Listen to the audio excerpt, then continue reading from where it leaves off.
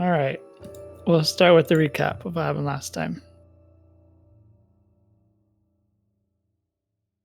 I'll start us out on the map real quick.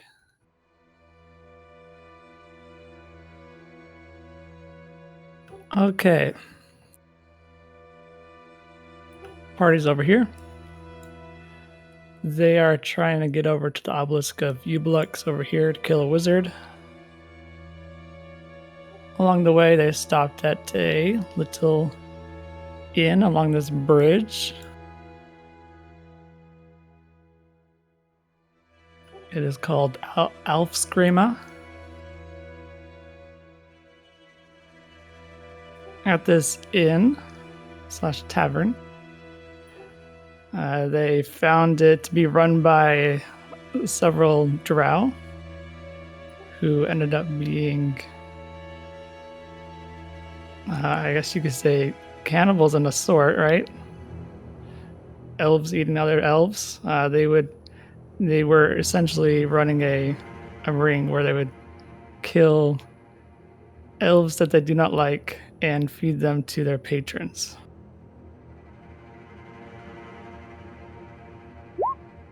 The party spent some time there trying to figure out why this was happening. Eventually, they got fed up with the drow not answering their questions, and they fought. They found behind a false wall there was this holding cell where they found a bunch of elves and they released.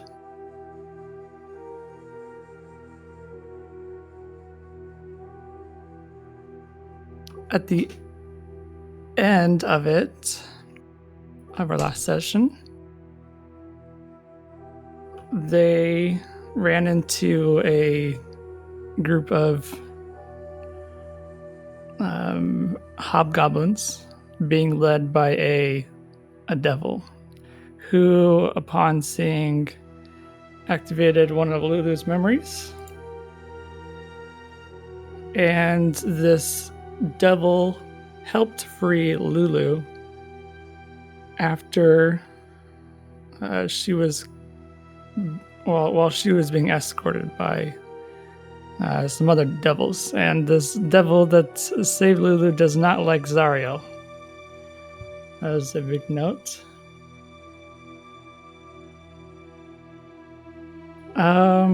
We didn't really get too much last time. Did I miss anything important? You almost made me cry. That's pretty important. Oh yeah, that too. Try harder. No! Well, unfortunately, drow do not like other elves. They live in the Underdark, and their main source of income is stealing elves and other surface dwellers and selling them on the black market. It's very rude. Super cool guys.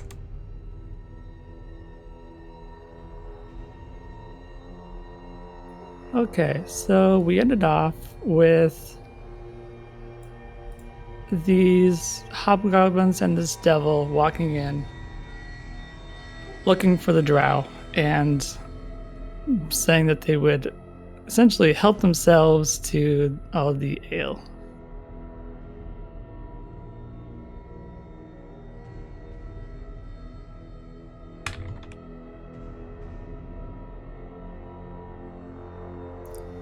It's all in the house.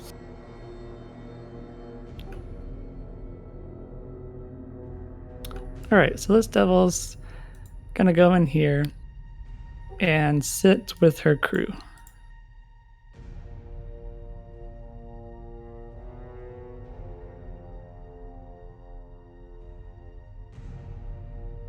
Takari's gonna stay with the elves that were rescued.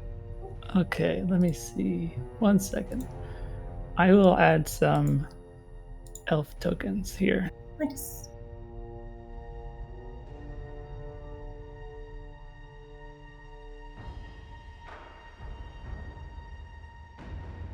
There you go. There's some elves. My friends, my people. Okay, they are going to come into this bedroom here.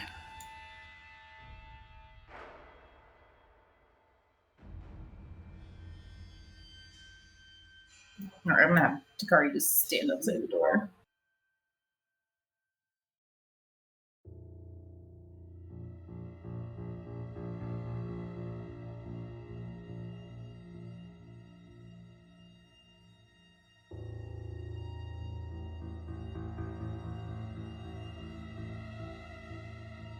Ruin's gonna go up to Belgara.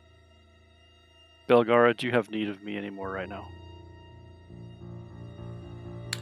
I don't believe so. No. Not quite sure what our plan is, though. I have work of a personal nature that I must accomplish. I will be back here at the same time in this location tomorrow. And Ruin walks out of the inn. Okay.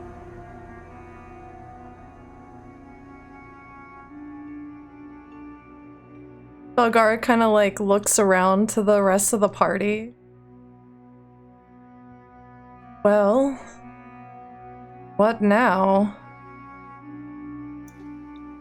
Shrug. Varigol's kind of spaced out at the whole cannibalism thing.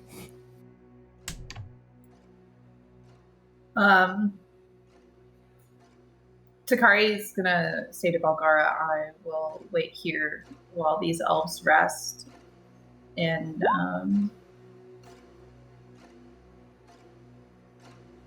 maybe you should see to these hobgoblins, see if they have any information on how we can get the sword from Zariel. Yeah, apparently we know that the devil doesn't like her. Off character, right? Like, yeah. Well, I'd say that devil has some information we probably want. Maybe.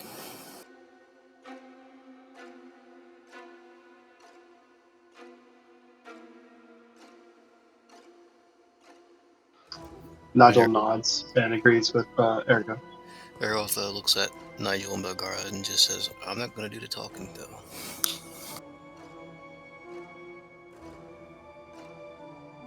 Also, I need arrows. I have arrows, longbow arrows. Do you want them? I have 44. I have 6. I will give you 44. 44? Alright. Yes. Cool.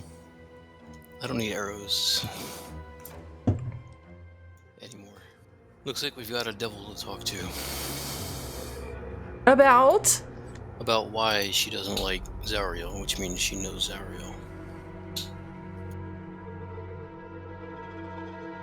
I'm not sure that approaching this devil while they're trying to relax with their comrades necessarily the best idea. Perhaps we should go suss out the situation first. Maybe have a drink. Before he finished talking, he just starts walking towards the door, basically agreeing with you. Looks at the piano chick awkwardly, immediately looks at the devil, and then kind of like shuffles around awkwardly on his feet. So how do you know Zariel? Straight to the point. Belgara is gonna make her way behind the bar to pour herself a drink.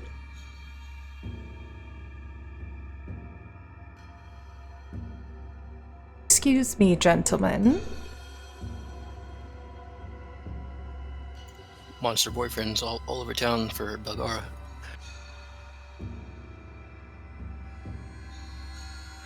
The devil turns to Ergoth and has a inquisitive look on her face.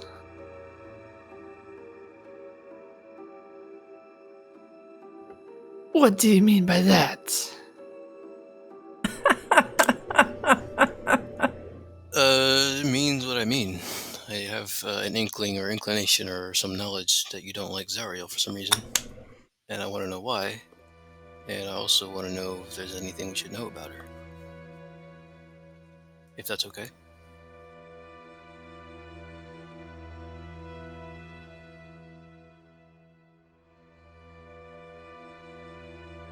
The devil stands up and begins facing her comrades and says, "Get a little of this, half-orc, thinking he can intrude in our business." I don't mean to intrude. I just wanted to. I just wanted to ask a question, and then he's gonna do the forehead tap and look off to the side at Belgara. Belgara is busying herself pouring a glass of wine. And after she does so, she takes a sip from it and looks up to the... She's a devil, right? Yes. Yeah, okay. She looks up to the devil and just kind of leans forward on the bar a little bit and very casually says, I wouldn't say that we're necessarily intruding on your business, but perhaps we have similar issues with this person. Don't know, maybe we could help one another out.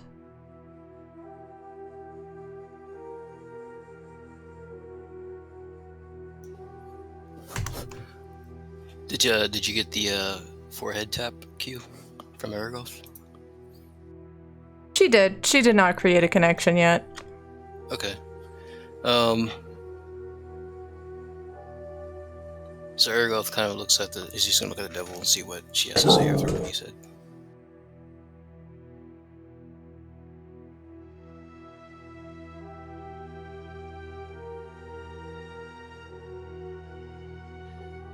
I'm listening. Well, you don't like Zariel. And I can't say that we're her greatest fans either. Perhaps we could help each other out. Exactly as I said. Get rid of a little problem. Just like the problem we got rid of here. The reason why there's free booze for everybody. I would love to help bring her down, but you clearly underestimate her power. She has the entire armies of AVERNUS at her disposal. With the snap of her finger, AVERNUS would descend upon us. I'm a big believer in not underestimating. That's why I came to you with the questions quite up front. Even if we were to strike her down, what then? Whoever takes her place would just come after the survivors, knowing they have the power to take them down as well. Unless Belle was to take her place. The devil stops for a moment. If you want my help, you will have to convince Belle to take up arms as well.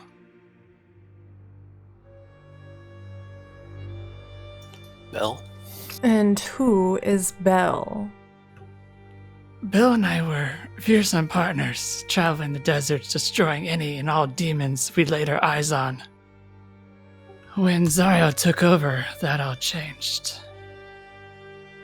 She demoted me to the creature you see in front of you, while she forced Belle to begin forging a weapon for whatever future projects she had in store. It has been some time since I had spoken to him.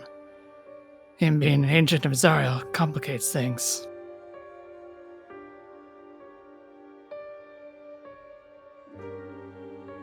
Tell him I sent you and he may be more receptive.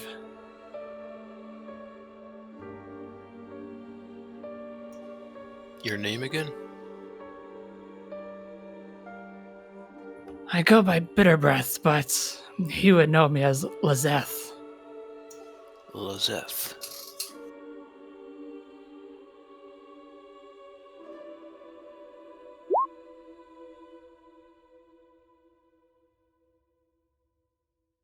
I see. Well, we will do what we can, I guess. Where would we be able to find this bell?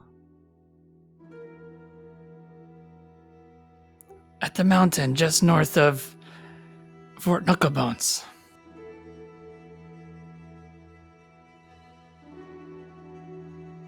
I'll send you guys to the map real quick. So it's right here, Bell's Forge.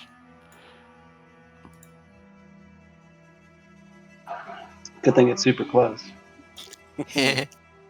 Well, you guys are going back there to Fort Knucklebones eventually. So Yeah. plus you have this hill here that you may be of interest to go look at. Oh. Pick your hill to die on, guys. I picked that one. The view is lovely. Ruin's just out opening a food truck. He's really not coming back. Like hell he's not. Dakari will track him down. Coffee cart? Coffee cart would be sweet. Coffee cart's a band name. I'm writing that down.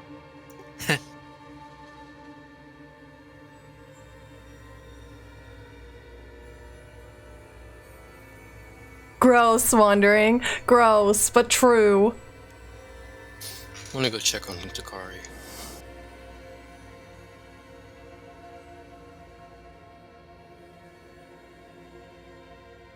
Belgara looks around and says, well, enjoy your libation.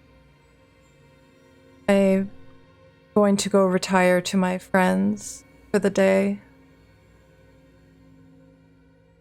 But before I leave, once we speak to this Bell person, is there a way I may call upon you?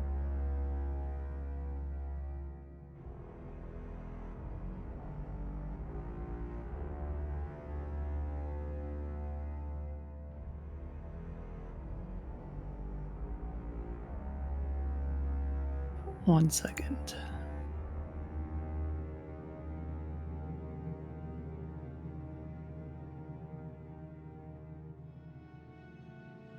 You may find me out here in this area, or you can travel down to my hideout in the very southwest corner of AVERNUS.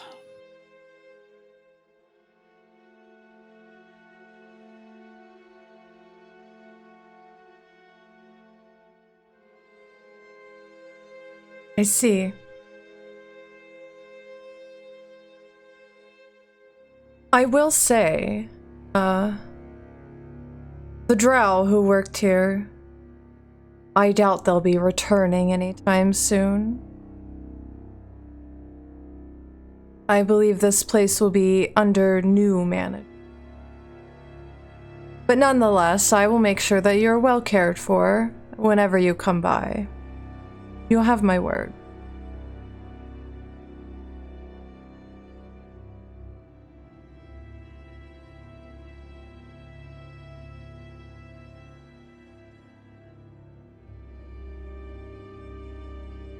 The devil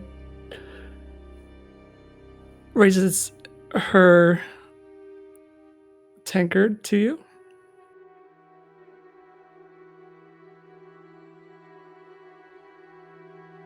Okay. Belgar is leaving to retire. I'm going back to Takari, basically. Okay. Yeah.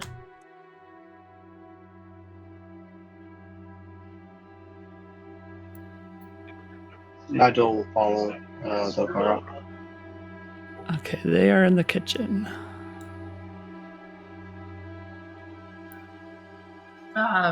Takari's gonna kind of look at the party. She's crouched with her forearms sort of resting on her knees and her head in her hands, and she looks up and asks, "Where's Ruin?" He went away. He said he had personal business to attend to and that he would be back this time tomorrow. She sort of like raises an eyebrow at this. Belgara shrugs. I don't know. Say anything specific, and not really a man you ask questions. However, Oh. your elf friends have been secured a place here if they would like to take over this spot. The devils will have no issue as long as they are treated with preference. Don't see any problem with it, do you? Takari, she'll stand up and nod a few times and says, I will speak with them and see if this is what they wish. And she'll go into this room here and ask them as quietly and softly as she can. This establishment here is yours for the taking if you would like it. There is a group out there that do need to apparently be treated with preference, as my friend has explained. Is this something that you'd be willing to do? It would be a safe place for you all, and you can earn enough money to return to wherever you come from, or you can stay here. I'll say we're talking to that this elf here. Yeah, I was talking to them as a group. But Okay. She can be the leader.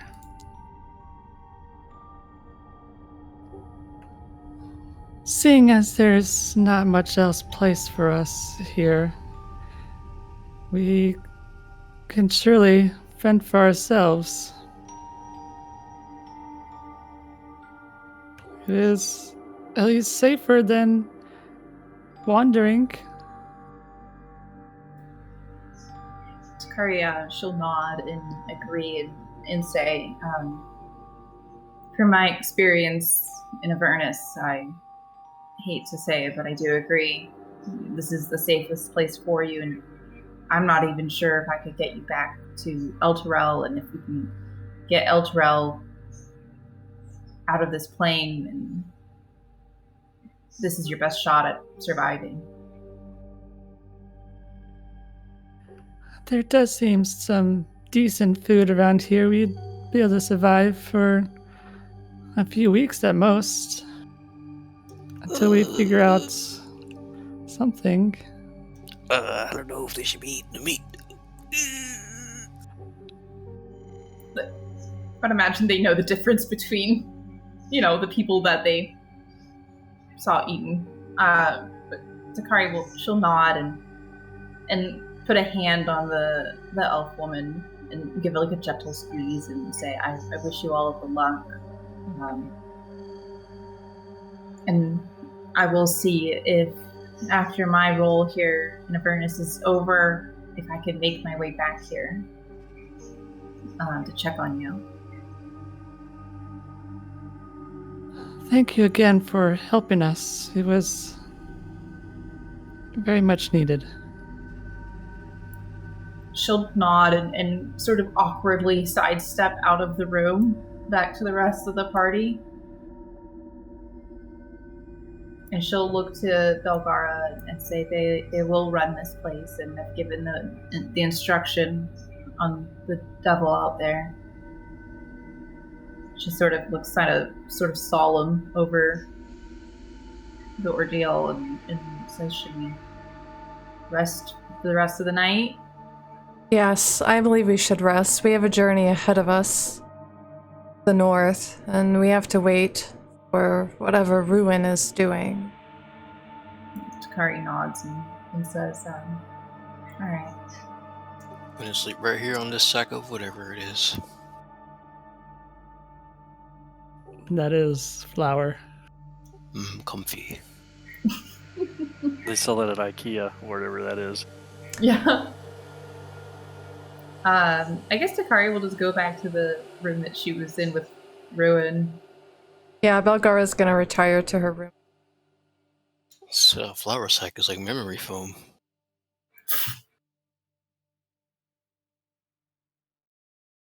Okay, Belgara, you're retiring. What did you say, Takari?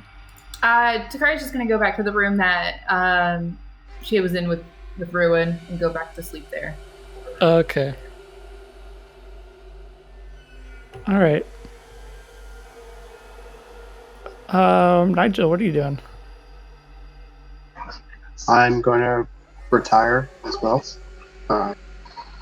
There's a room for me somewhere. Yes, right here. I forgot to grab Reginald. Can you put him back with me? Is he gonna be Thank your you. teddy bear? He is. You were actually in this room over here. Oh, okay. I believe you.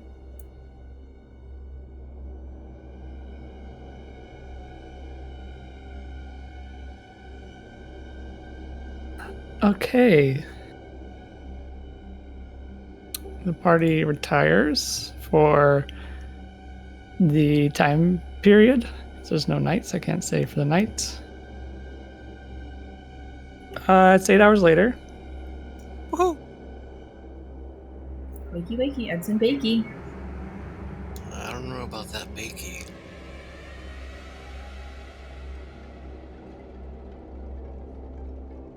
Takari's gonna make her way back outside and sort of take a moment to herself.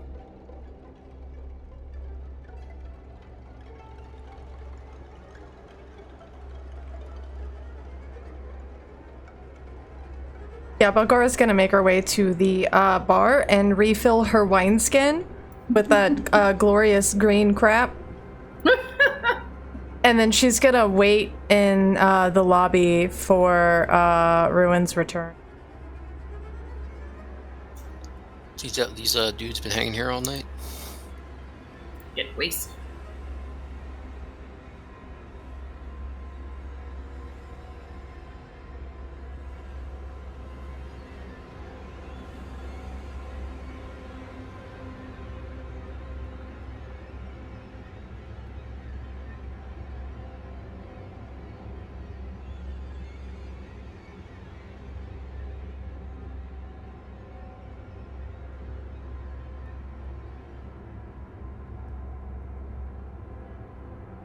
Argos is just leaning up against the corner,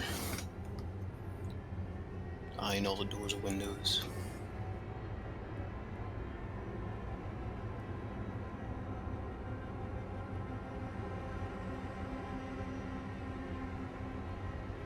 Okay. So, Ergoth, you're in the tavern. Takari, you see a little bird up in that tree. Oh god. I don't climb up that tree to the bird. Okay. Climb the tree with the bird. And I am going to cast Animal Friendship on it. Animal friendship. Choose a beast that you can see within range. It must see and hear you. If the beast's intelligence is 4 or higher, the spell fails. Is that something I need to roll then? No, it is a crow, and its intelligence is not higher than 4. Okay. It's my friend now. Remember to feed your friend this time. Listen, I cannot be responsible for a wild animal's eating habits. It needs to feed itself.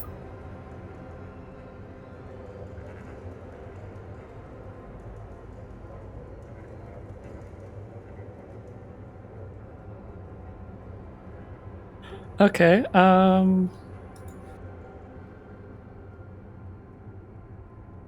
so you have this bird with you now. His name is Charles. Oh my word. Okay, the bird's name is Charles. Charles Charlie? Bird. Charlie Bird? You also didn't notice there was a cat in the tavern. What? Where? How many times can I cast Animal Friendship? Oh my god. Oh, what a cute cat! It's a fucking menagerie. Can I just have a small legion of animals with me? If you can feed them, yes. No, I can't She feed them all. can't. She can't even feed one bird. The bird should be able to find its own food. It's a bird. It's a miracle that Reginald is still alive. Reginald isn't a real crab, though. He's summoned. Hence why he's still alive. What do birds eat? What do crows eat? Seed, I guess. I could feed them flowers. They eat McDonald's fries. That's true. This is very true. Is there a McDonald's nearby? Burger King? No, unfortunately not in Avernus. Just, I feel like Avernus would have a Wendy's. That's the real hell. They would love good berries. Berries. Shikari's Legion of Poop. Legion of Poop is a band name. Alright, I'm going back into the tree. Oh my god. And I'm hanging out with this bird. I'm gonna whistle at him quietly. Does anybody have anything shiny? Do I have anything shiny? Do you say that out loud? I'm outside, so I would imagine you wouldn't be able to. Of course you do. You have gold on you and copper. Oh my and god, silver. you're right. You fucking ding dong. I'm gonna start giving the bird some platinum. I give it 1 platinum. Oh my god. It's the richest crow in the Fucking universe. rich ass crow, right? Takari has no use for money at this point. She has money. Don't let Nigel see you giving the crow money, or you're Ruin screwed. leaves for 1 day, and look what happens. See? This is why you can't leave. She falls apart. No, I feel like this is pretty on brand for Takari, whether or not Ruin is there. Does the crow accept my platinum piece? Girl? Yes, it does. Does it like it?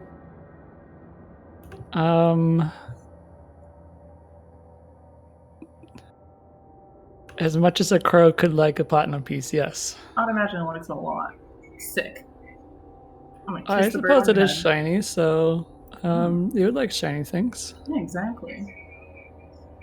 I'm gonna kiss that bird.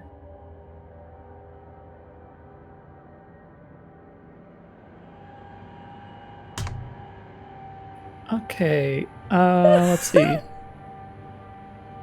There is a dwarf that no one has spoken to yet in the tavern. And no one will. I did. He said he was scared to talk to us, so he didn't. Yeah, that's true. You missed your opportunity. All right, let's see. The one lady, though, who seemed intrigued, was like the only one that was still talking to us after the hustle and bustle.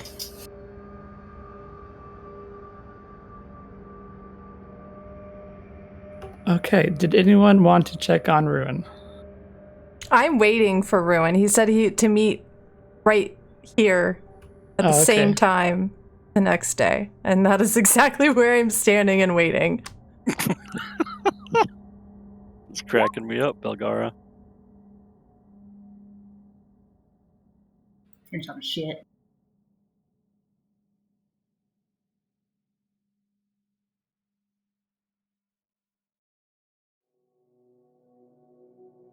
Are you back now, Ruin? Are you here? Are you in the room? Or is your token just hanging out creepily in the corner? I've just been watching. I'm just waiting for Duro to tell me when the time has passed so I can be back. Oh, it has passed. Okay. So at about the same time as the day before, Ruin will walk in the door. He looks haggard and drawn. Doesn't look like he slept. I am done with my work here. Belgara just silently nods at him and says, "All has been figured out here. Shall we make our way to our destination?" Before we do that, you should see what I have wrought. It is important. Of course. Do you remember yesterday our confrontation with the priestess of Suni? And you saw her back away from me. I did. That is the difference between a false goddess and a true divine power. You should see the difference.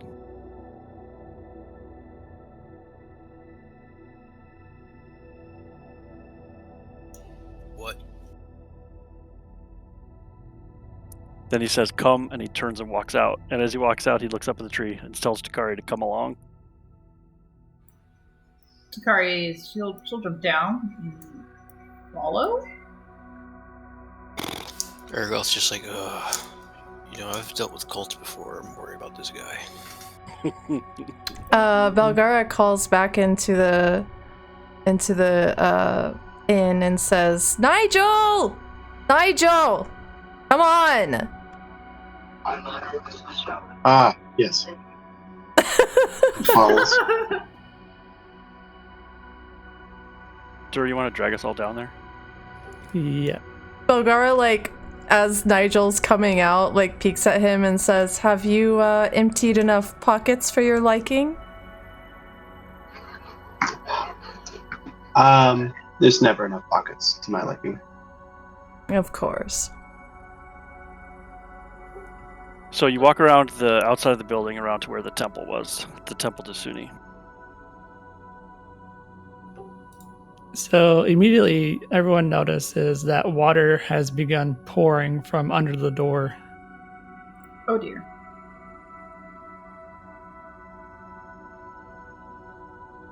Oh. Can Ruin still push the door open? Yes. Ruin shoves the door open. I'm just gonna jump back. Here, let me destroy the door. You open the door, and a rush of knee-deep water pours out. A school of fish flops on the ground. The flower beds have been toppled over. Behind the altar is a large statue of a woman holding a barrel of pouring water. On the altar is a halfling woman with her throat cut.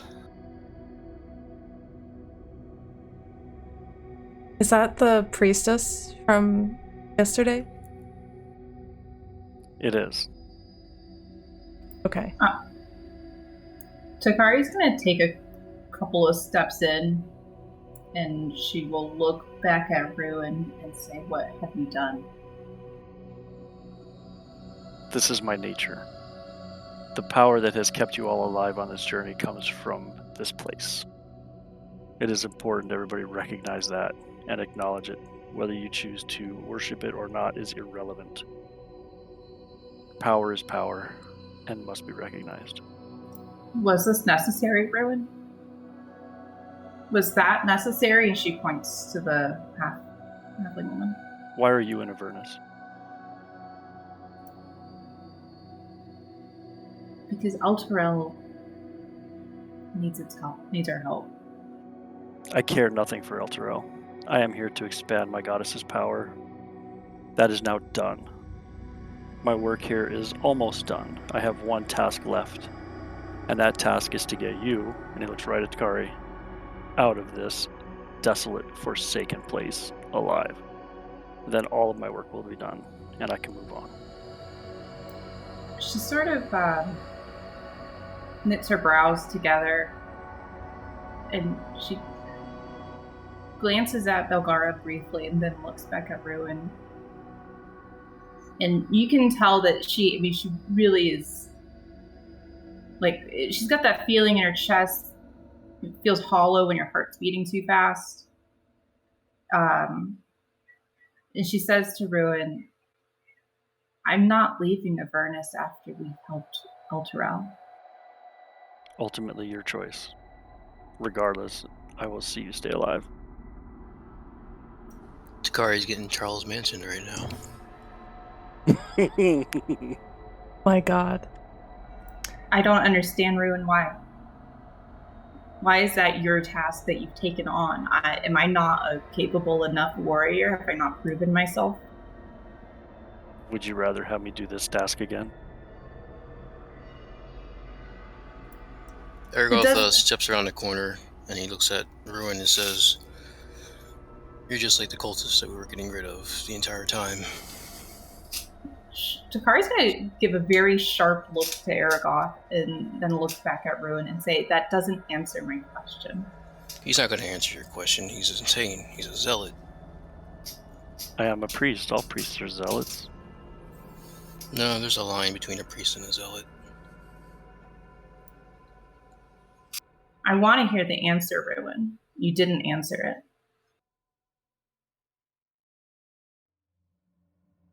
Every person if you live a life that is worth living, needs a goal. My goal was forced upon me when I was entered into the service of the Bitch Queen.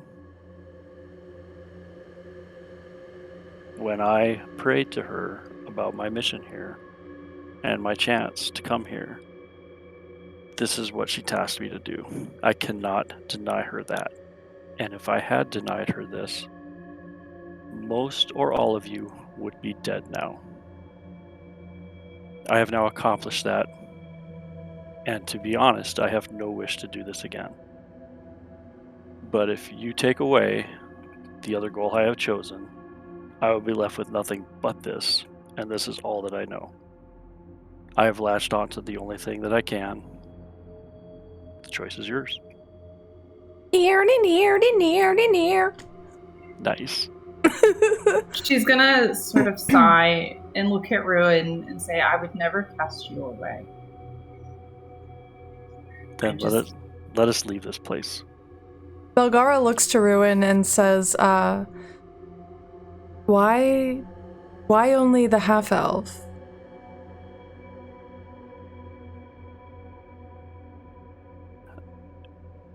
Umberlee is evil to her core, and she wishes destruction of everything. That does not mean I cannot have some sway in matters that I deal out in her name. It is not necessary to deal complete death. It is merely necessary to teach lessons, and the lesson was taught here.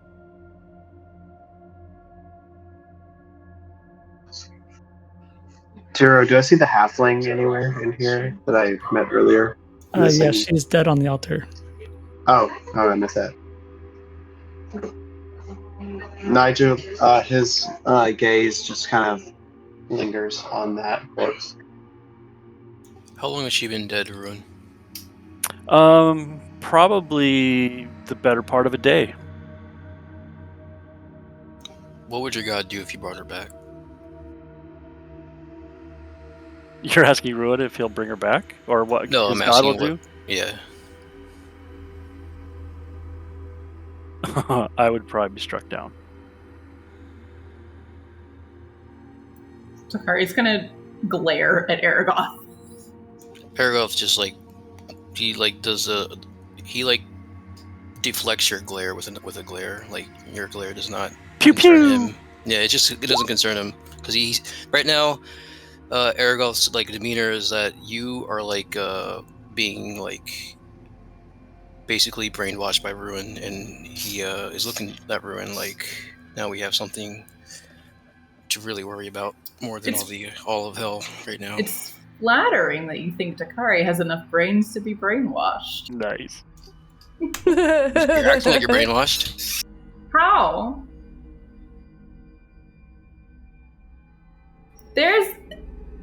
Takari still hasn't gotten a straight answer from Ruin, but she's not going to press the issue at the moment.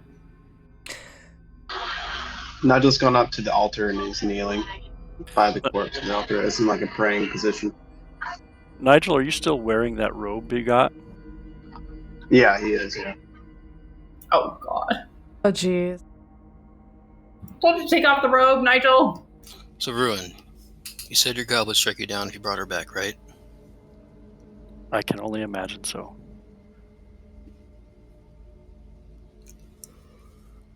How many more people are you going to kill? Because you're a coward. I might kill the man at the altar if he doesn't leave this temple in that profane cloth. You might wish to remove him before I really lose my temper. Belgara shrugs and just kind of kneels down and collects a couple fish and puts it in her bag, and then looks at the party and says, I do believe we have better things to be doing right now. Perhaps we should be making our way north. Ruin agrees and tries to usher everybody out. She gladly just steps the fuck out with her fish. Takari's she's gonna walk on out. Nigel actually takes something from his own pocket and puts it on the altar next to the corpse. And solemnly walks out too.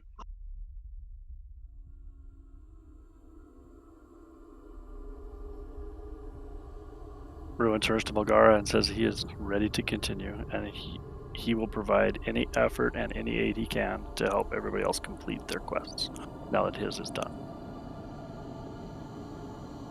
Wonderful. Well, she looks at her bag and says, I must thank you for the fish. I haven't had a nice fish dinner in some time, my friend. I'll be cooking this up this evening for us. She pats her trusty cast iron. I imagine Reginald is eyeing that fish. And the ones on the ground? He wants the one that you have. She glares at Reginald before moving forward. Oh, Reginald.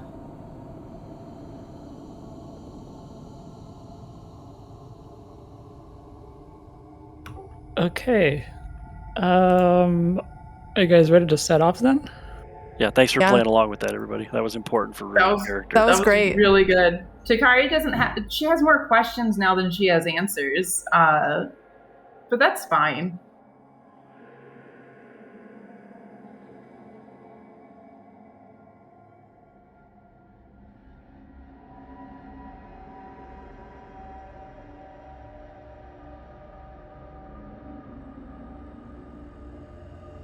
Okay. You climb onto your war machine.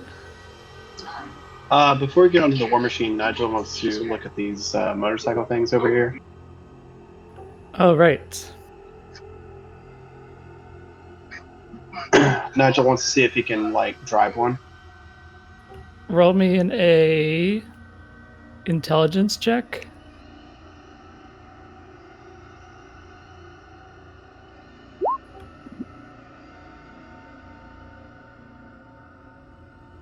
Okay, let me see my...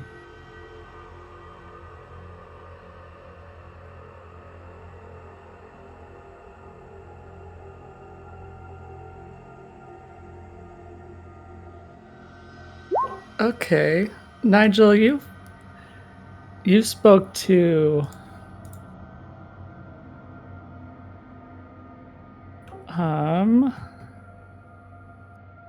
Uldrak during your stay, and he was able to confer enough information to you to figure out how this thing works.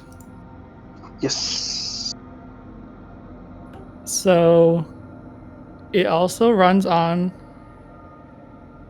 soul coins, but if you do not use a soul coin, you take 1d4 damage per day instead of the 1d10. Nigel turns back to the party and says, what do you think? It could be useful to have a secondary vehicle. We've talked about the motorcycles before. Belgara looks to her pocket and says, well, currently we have 14 soul coins. With 2 vehicles, that'll get us transport for 7 days. Now, we can all ride together on the war machine and that on the infernal war machine, and that'll get us 14 days. I'm not sure when we'll get more soul coins or how, so it's really up to everybody. The logical side of my brain says that we should only take the infernal war machine. Though if you could convince us otherwise of why we'd need a secondary vehicle. Says, well, I think I would look pretty cool on this motorcycle, so I'm going to take the motorcycle. I think that's I'll give it my blood. Oh, hi, everybody. Hey, everybody. Blood.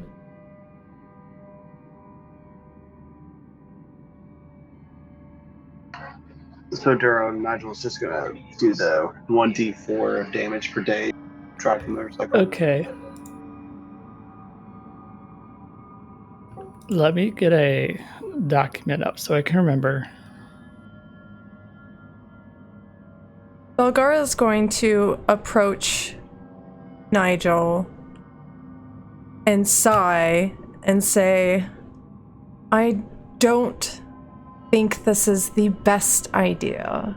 But knowing you and your ability to swindle people from everything you have, I'm sure that you'll have no problem with finding us more soul coins. And she's going to hand him 7 of the soul coins. Nigel faints. That's so perfect, dude. Appropriate.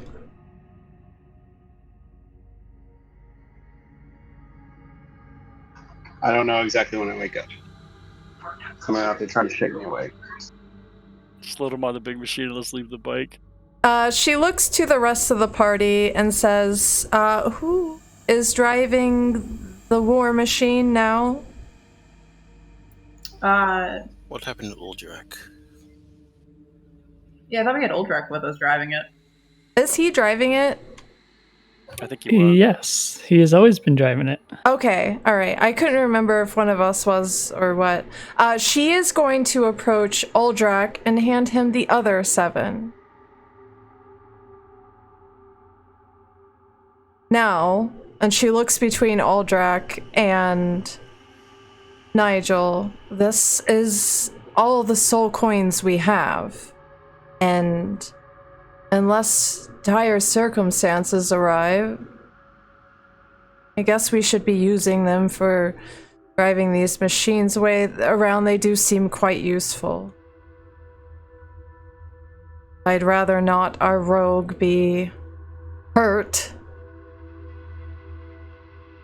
Yes, well, please just take them from me before I change my mind. Is he still passed out? Nigel's still passed out, yeah. Aragorn is gonna give him like a tap on the head with his boot. She's gonna narrow her eyes at Nigel when he starts to wake up and say, "Now I will remember how many coins I gave you. Believe me, they are for your vehicle." And she just kind of like does like a little frivolous hand wave at it, as though it's like your toy.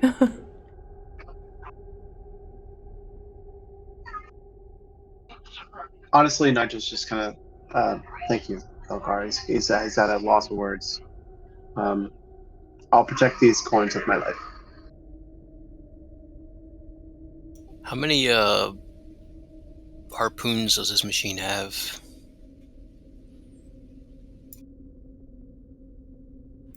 Two, right? I did not decide that, so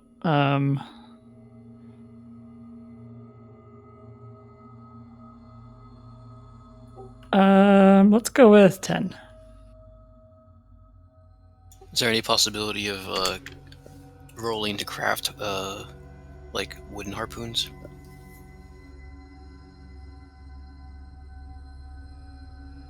Yes.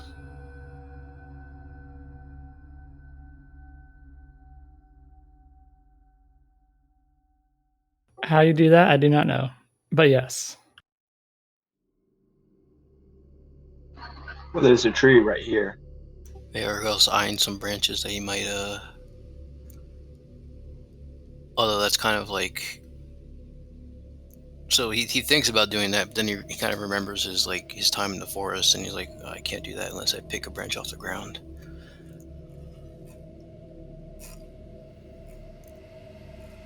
That's just for future reference, possibly, to make more harpoons if possible. I'm a little bit forward thinking.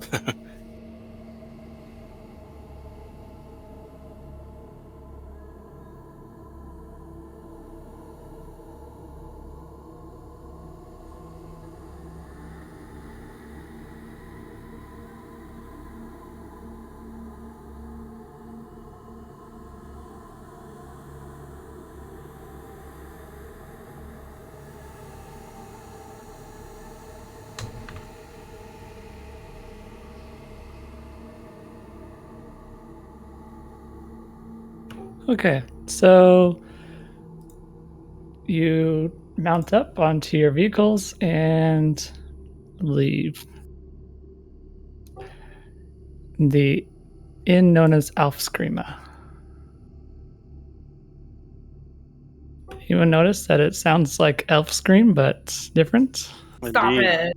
Stop it. Drew, what, it's if not funny. what if my viewers pointed that out? It's not funny, Darrow. Stop being mean to me.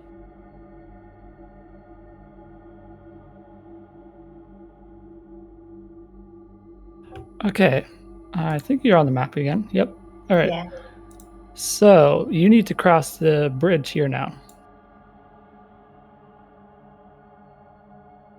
Yeehaw. Which I'll describe to you again because I'm sure you've all forgotten what it was.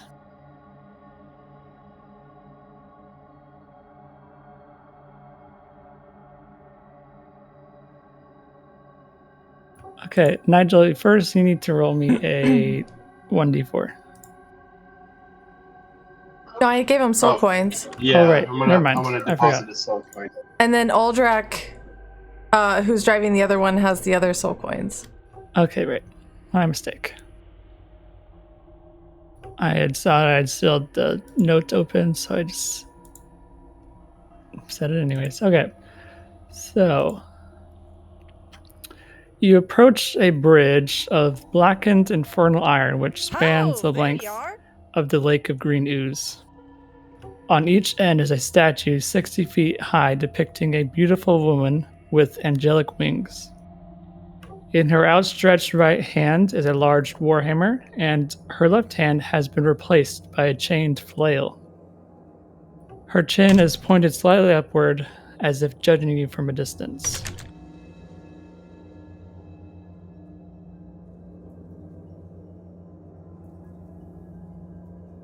Along the walls is art depicting who you could assume is Zariel, in her glorious victory and ascendance to Archduchess. Guys, go follow Miniatures Does Den anyone because want he's to awesome. stop and look at these art pieces? Takari Also would not paying be attention. Curious of them. Yeah, she would.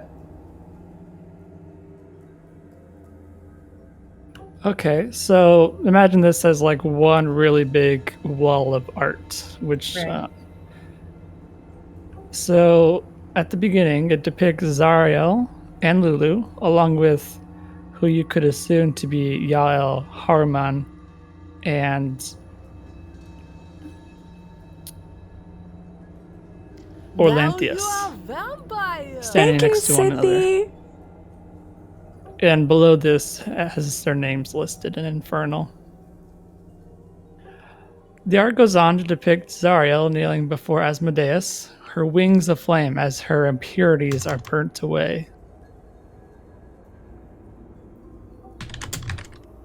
It goes on to depict Zariel in chains. Above her are the 5 heads of Tiamat.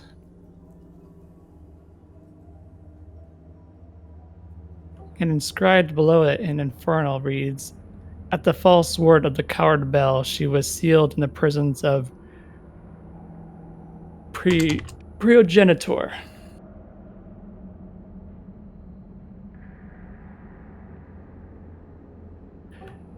Next, it shows Zariel on the front lines of a titanic battle between devils and demons.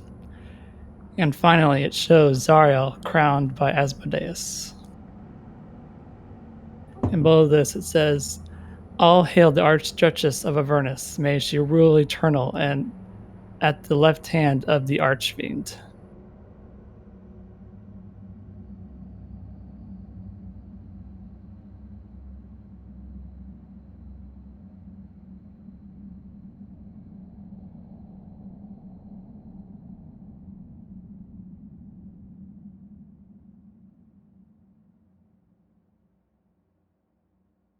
Okay, no comments, so we'll keep moving. I'm sorry. I was listening and trying to store that away into my tiny little brain. Okay, that's fine. It's just a little flavor. Yeah, no, I'm a sucker for the flavor. Argyle just looks at it and he's like, yeah, we get it, Zariel. I'm just lost in the sauce, you know.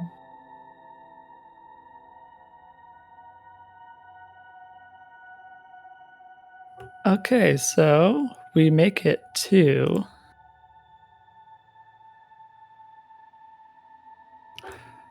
the obelisk of Ublux. Near, near, near, near, near.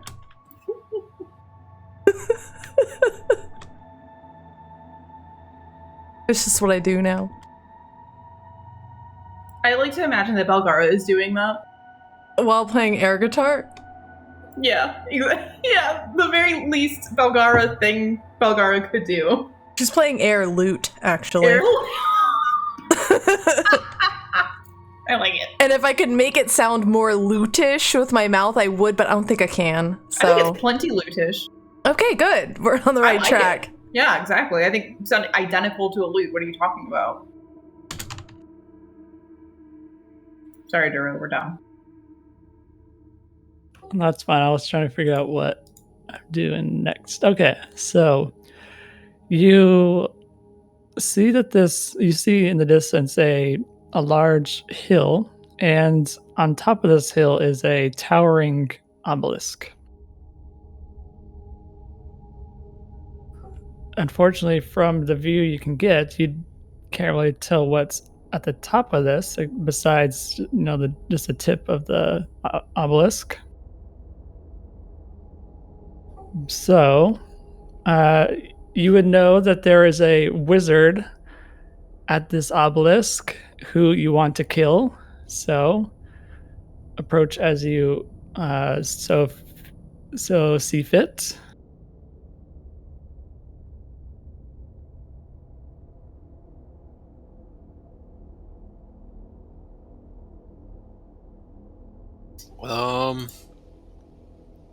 We're at the obelisk to get the wizard, right? You just said.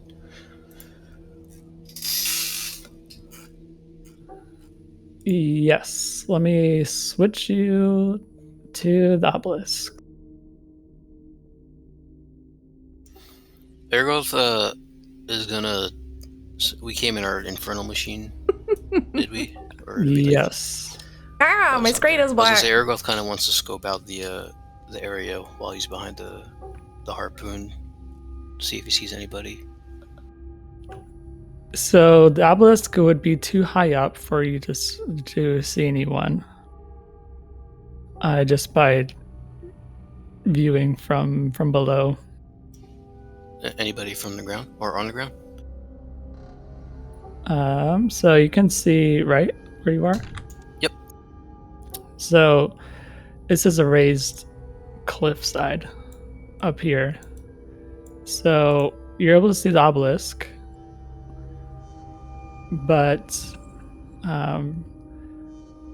anything else you would have to actually go up closer to see. Okay. We're like kind of wide out in the open anyway, so I'm not gonna use pass without a trace, but I am gonna go into stealth.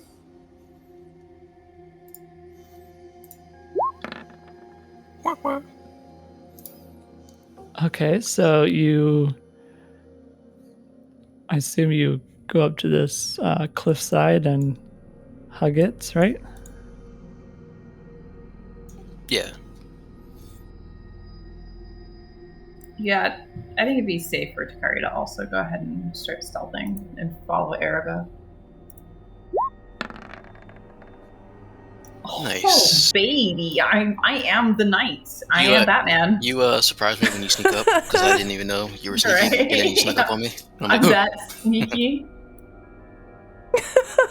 Okay.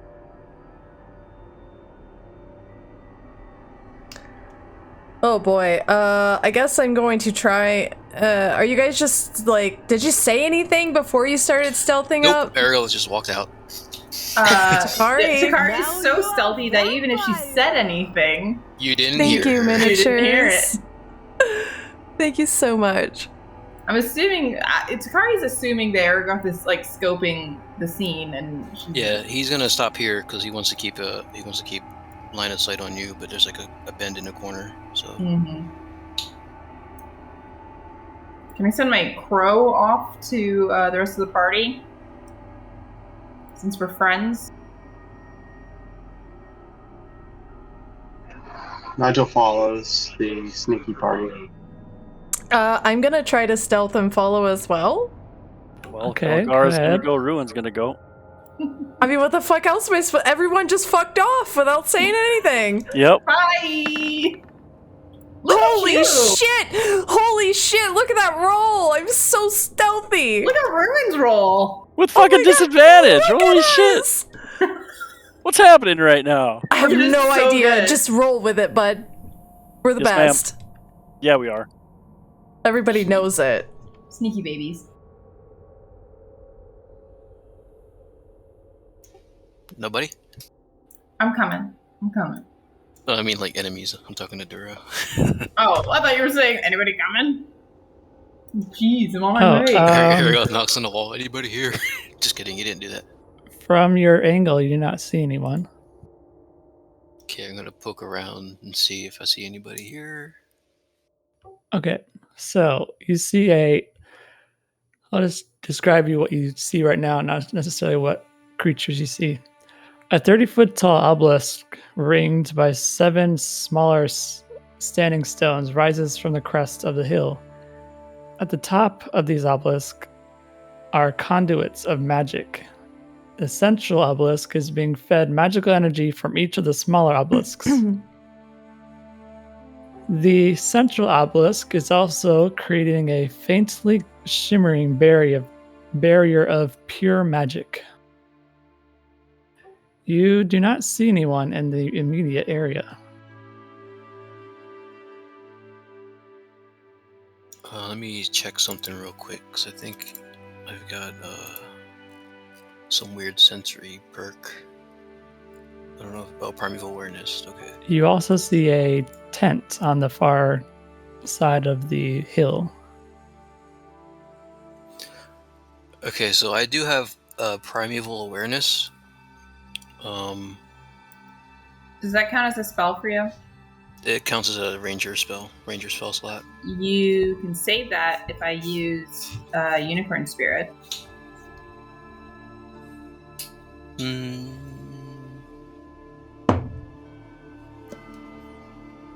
If I cast Unicorn Spirit, it counts as a bonus action. It doesn't count against my spell slot. This doesn't really count against a spell slot either. I haven't really used a ranger spell slot since we've even been playing. Okay. So Okay, I was just trying to save you the spell slot. it might. I mean, Whatever Yeah. you want to do, it's fine. it might be redundant though. So let me see. For 1 minute, you can sense whether following types of creatures are present within 1 mile of you. I could sense Ruin because he's a fiend. Did we have Be right back, word guys. on who? So the wizard that we're looking for, what's his? In I guess metagaming terms, creature type. You could assume they are some sort of humanoid. Humanoid. Do I have to pick a creature type when I do this, or is it all of them on the list?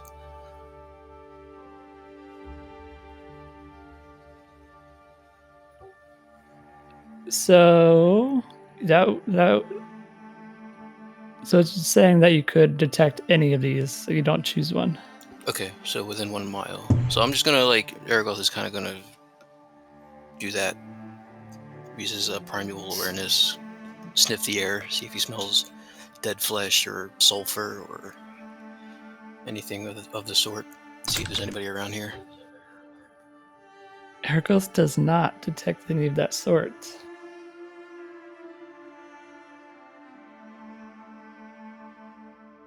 So Aragoth says, "Seems like there's nobody here, but I still don't trust it. I don't trust my own senses, especially with the wizard around."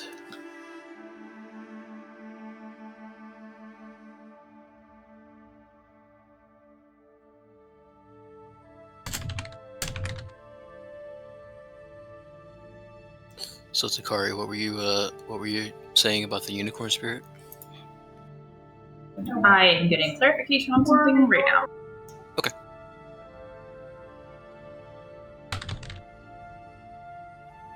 Yes. Okay.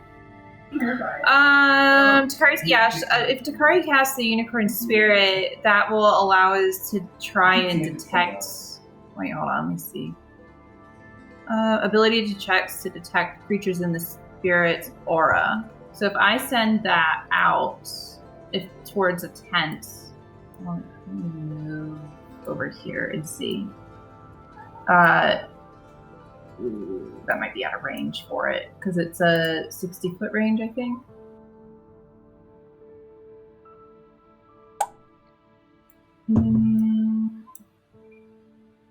You're stealthing pretty good, though. Yeah, I'm just trying to see. Yeah, it's just out of my range. But if I move a little bit, if I move in front of you. Ergoth doesn't see you because you're so stealthy. I'm so stealthy, even though I'm directly in front of you. If I cast it right here, would I be able to detect a creature or any creatures that are nearby within the 30-foot radius, Duro? So what you can do is you can cast it, and then I'll have you roll perception to see if you can notice any sort of hidden creatures about. And you'll do that with advantage. Okay. Well, I have another clarification to ask you in a whisper. Okay.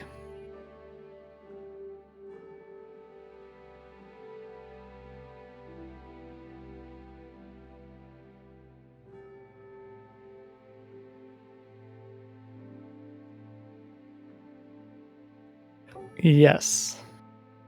Okay. I am going to go ahead and do that then. I'll cast it right there, which is just at its max, and then I will go ahead and roll for perception then to see if there's any creatures nearby. Okay. Oof.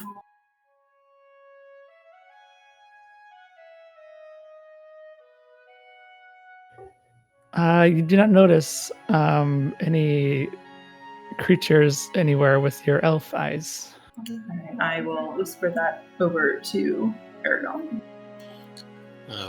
So we see the tent where we are, right? Or is it kind of obscured by the sphere of magic? You can see the tent. Ergoth is going to start sneaking over towards the tent. Is he going to tell anybody that? Nope. Okay. So the obelisk, can you kind of like describe what all of that looks like? Yes. Ergo, stop right there for me so I can explain it. So there is the central one right here. Let me get the right one. There's a central one. And these little ones are pumping magic into the central one. And then the central one is creating a barrier of pure magic. Okay. And when we spoke to Mordekainen, did he tell us anything about this, or do we know nothing about this? He's told you this wizard was messing around with obelisks to the dedicated to each of the schools of magic. So you got illusion, transmutation, enchantment, the other ones too. Okay.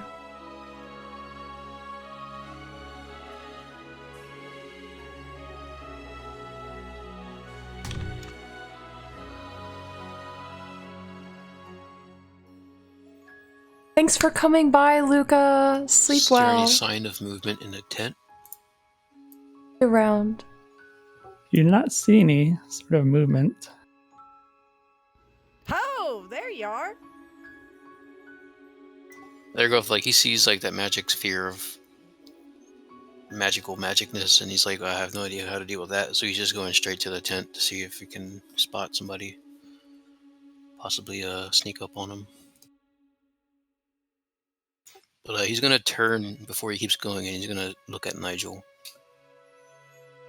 And he's gonna kind of like flick his head to say, "You following?" What do you want to do with these towers? What was that? And these can't. And that just says, what do you want to do? Let's sneak up on that tent. Okay. You doing stealth? Yeah, you already Yeah. rolled. Okay. Yeah.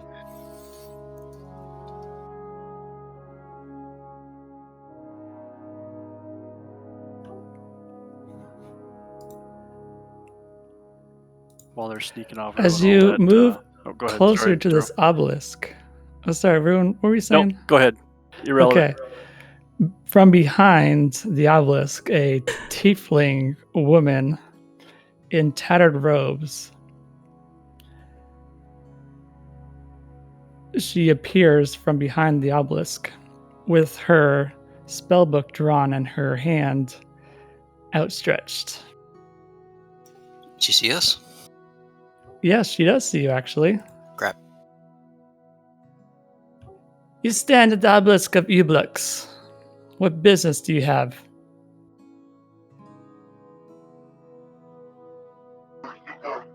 Argyle kind of freezes and just like tightens his lips and looks around. Belgara steps forward and says, we're here on behalf of Mordekainen.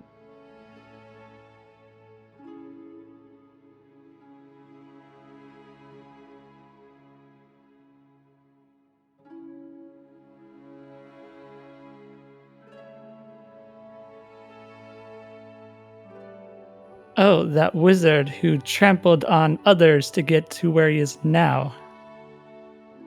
That wizard? I know nothing of his past dealing.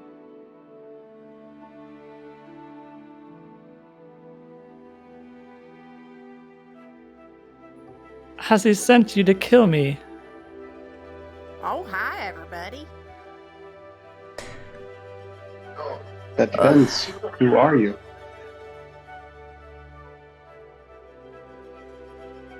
What does it matter who I am?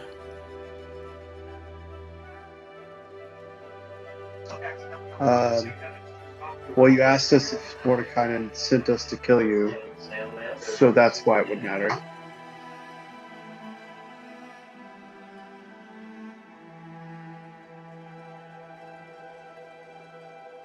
I will say, probably not.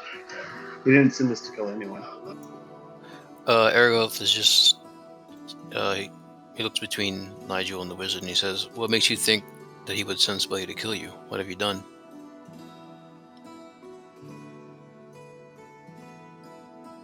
I haven't done anything. Spoken like someone who's done something. Real quick, for clarification, he basically was just like, go deal with her, right? Yes. Did he say the words "kill" or just "deal"? Let me see.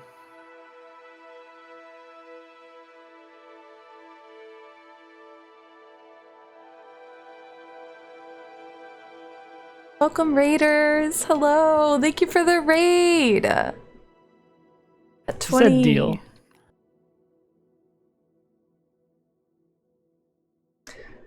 Belgara's gonna speak up and say, if you leave this place, then you'll have no trouble with us. But stand in our way, and you may pay a hefty price.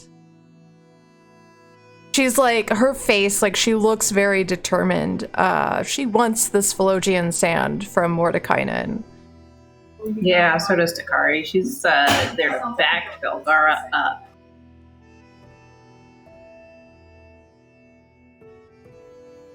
What is this contraption you have here? Oh, just a little experiment of mine. What would happen if you combined all the schools together?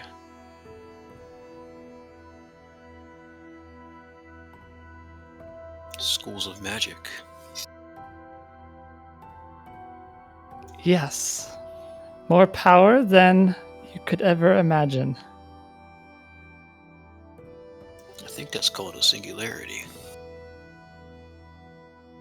Belgara is going to create a link in her mind with Ruin, and she's going to say in his mind, clearly this is why Mordekainen wants her gone. She craves power, and this is not good. I think we kill her. Now. Is not hearing the second link, Nigel will step in and say, that sounds really dangerous to this wizard. Sounds interesting, but sounds dangerous. And there's a barrier up between us, Duro.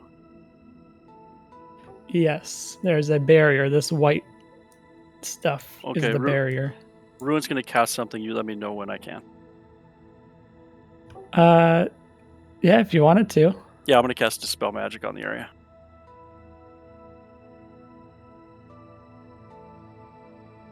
Ergoth also wants to ask her name at some point. Yeah, I'll cast it on the barrier specifically. Okay, I'll do Ruin and then I'll get back to Ergoth. Okay. Ruin, you cast the spell of magic, but it does not appear to have made any significant changes. Okay, I'll let Belgara know that I had done that and didn't notice a change.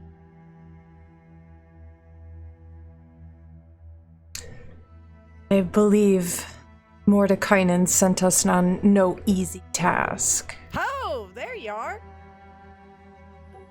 The woman says, "You will find that your magic has no use on me as long as I am in here." You know, this could be a useful tool, but so yeah, Mordenkainen sent us to. He said, "Deal with you." Said he thinks you're doing something dangerous, and I don't know what he meant by deal, but it might be to possibly stop you from creating untold destruction, I would assume.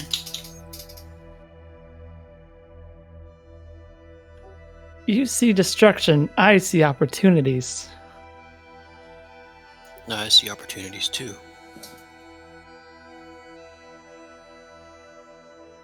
What's your name?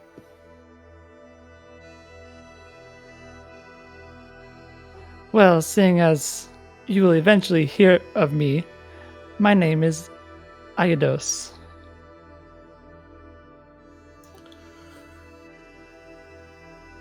See, the deal that we have with Mordenkainen to deal with you is to deal with you so that he can give us this Phlegothian sand that we're after. Sorry, I read Lados as I was talking.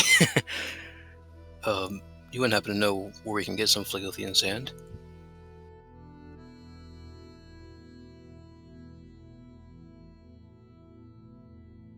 In Phlegothos, of course.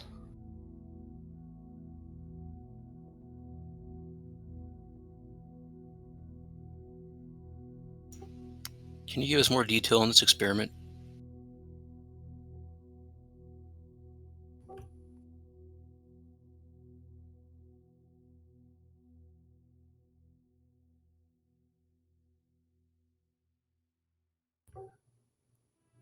You will just tell Mordenkainen.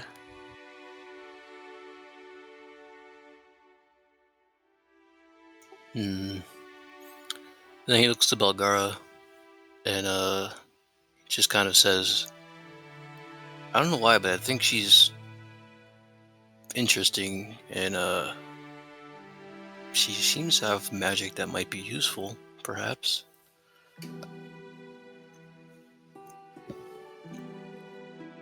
Anyone who seeks that level of power is dangerous.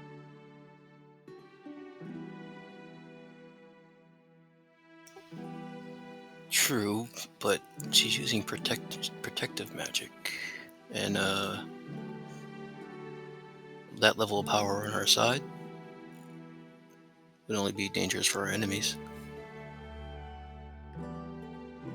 How else do you expect us to acquire the Phlogian sand? I don't know, but I don't know how to deal with wizard magic to begin with, so I'm trying to find a way to not have to.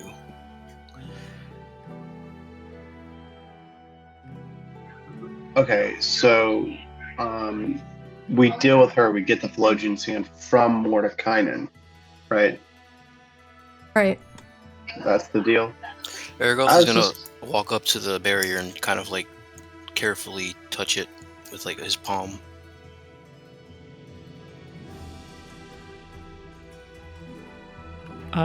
Your palm goes right through it. Oh, well, in that case. He's gonna, as he steps in, he's gonna say, "Do you mind?" to the wizard, and step into the No. barrier. Oh no. Oh yeah, turn orders. I think she Very- minds. I don't think she likes that. God damn it, she cast turn order. The worst spell of them all.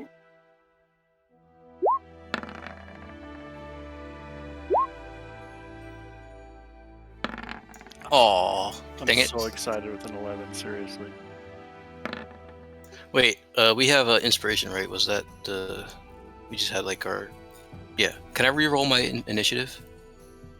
Using my inspiration? No, you cannot use inspiration Only- to roll only checks. initiative. Okay. Only attack rolls and saving throws.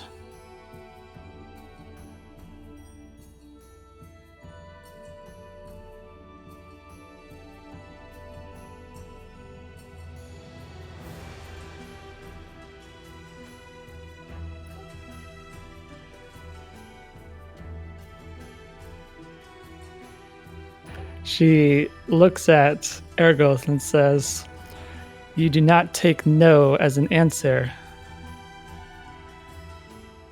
Now, do you?" I didn't hear it though, and I was just trying to help you. Okay.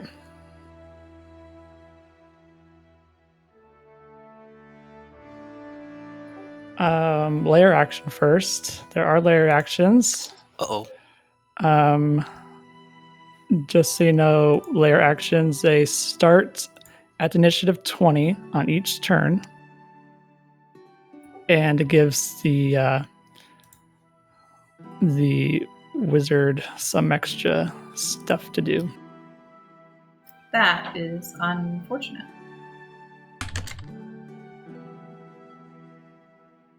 Okay. She will call upon the enchantment obelisk.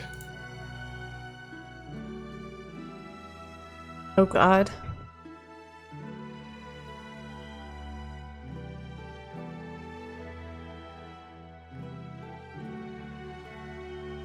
Now, let's see. What is the range? So, Ruin, Nigel, and Ergoth, I need you to roll a wisdom saving throw. Alrighty. I believe I have advantage against wisdom saving throws against magic. Yes, since you're a gnome.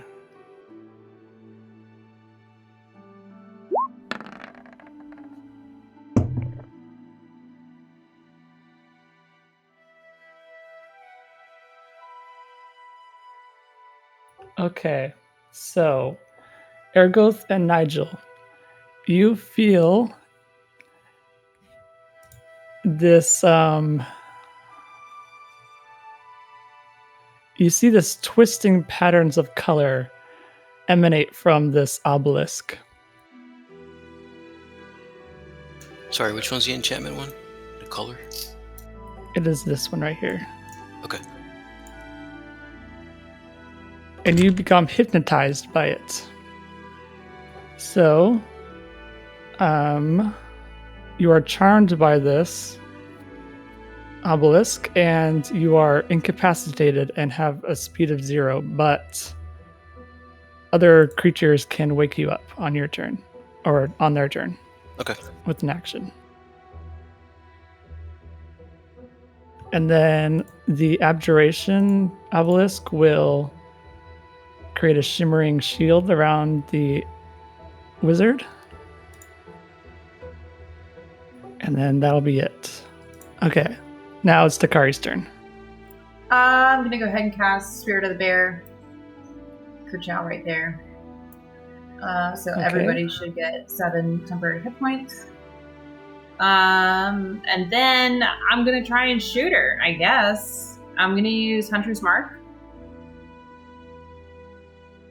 I don't. Okay. Do I have advantage with her?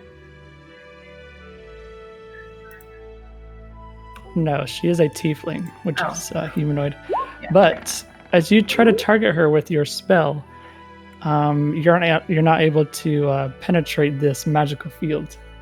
I can't. My arrow doesn't go through. Your arrows go through, but your hunter's mark does not. Oh, that's annoying. I wasted the spell slot. It's fine. Do I hit? Yes. Okay. Kerchow. Okay. Hit her again. Oof. That hits. And I'm gonna send Reginald all the way through. And that's almost all of his movement, right? No, that is his movement, right? Completely. I'm gonna hit her with Binding Strength. That does not hit. No, she has mage armor on, so that does not hit her. Damn it.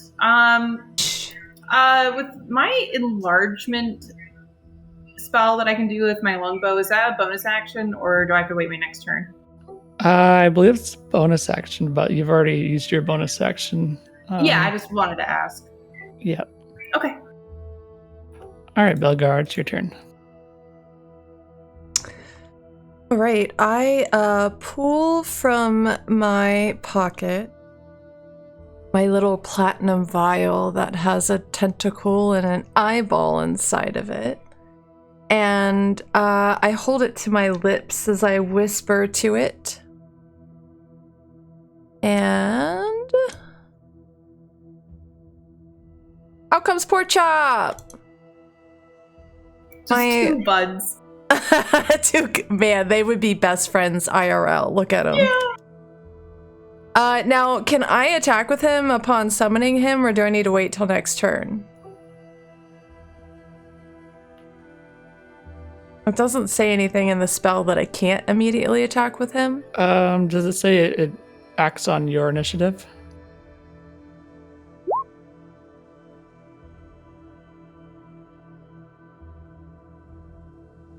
I think it matters if his attack is a bonus action and you use an action, or vice versa. The creature is an ally to you and your companions. In combat, the creature shares your initiative count, but it takes its turn immediately after yours. Okay, so it's actually in the combat turn. Yep. So it'll take its action after yours. Perfect. Well, I can't do anything else, so... It's like a Reginald situation.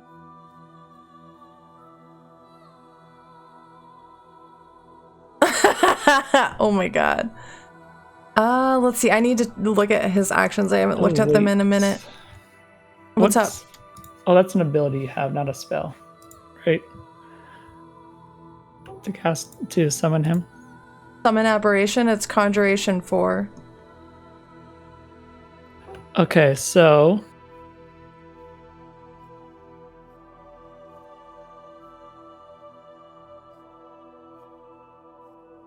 So because of this magical field, you're not able to summon Pork Chop within it. No! Pork Chop! Me boy! He goes squeak. So if you want to have Pork Chop out, you'd have to summon outside of this.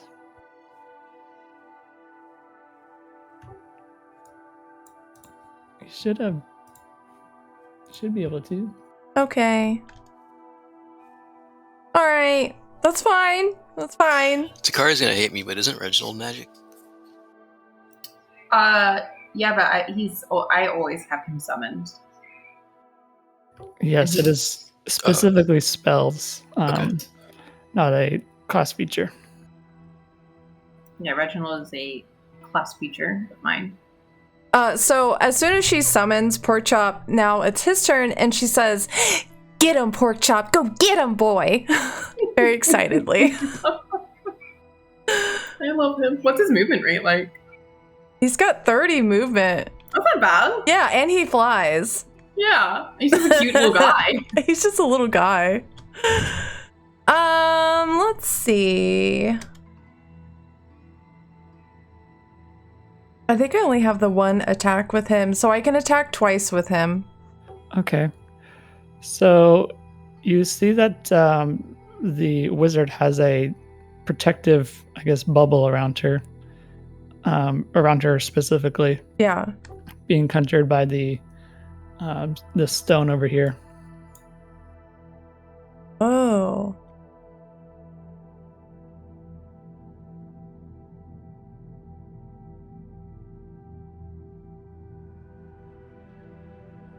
You're able to do damage to the shield, but you're hitting that instead of her. Oh, so I should be attacking the stone. I'm not saying you should do anything, but I'm just pointing that out. But I can see that. I can see that one in particular is like creating the barrier around her. Yep. Okay. I tell Porkchop this. I say, "Porkchop, you get that stone." And Porkchop is going to hit the stone with his little eye ray. Okay. That's what I imagine it sounds like. Oh. It is not effective. All right. Well, we're going to try one more time. Gets two attacks. Oh, look at that. Okay. Could you tell me what type of damage it is? It is psychic damage. Okay, so the attack is ineffective, even though so psychic damage is like Yeah, you can't psychic brain damage a damage? stone. God damn it.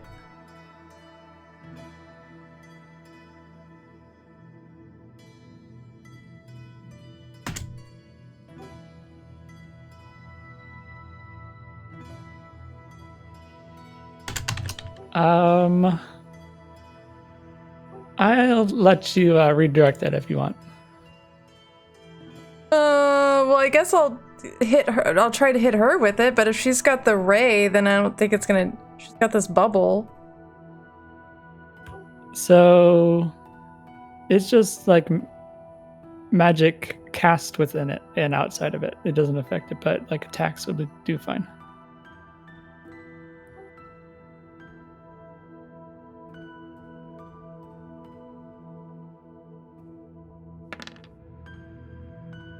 Okay, so with that attack, you see with that shield has gone down with the combined effort of Takari's arrow and Porkchop.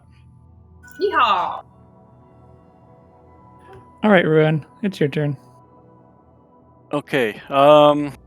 With my perception, did I notice that Aragoth got charmed or something goofy ass? Yes, he's like spazzing out. Same with Nigel. Okay. Ruin will run by Aragoth, and as he runs by him, he's just gonna slap him hard across the face. Does that take my action, I assume? Yes, it is an action, but Yep. Aragoth, you are now aware of what's happening again. And then Ruin will complete his movement next to the person, and that will be his turn.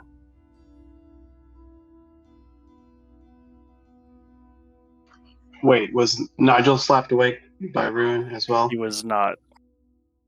Oh, okay. So I'm still charmed.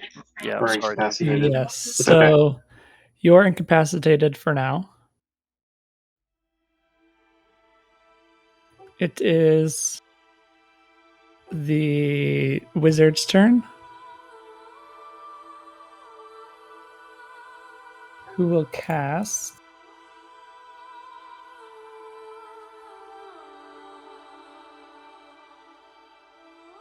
a cone of cold in front of her. So I need everyone within 60 feet. That is unfortunate. Go ahead and roll me a con save, please.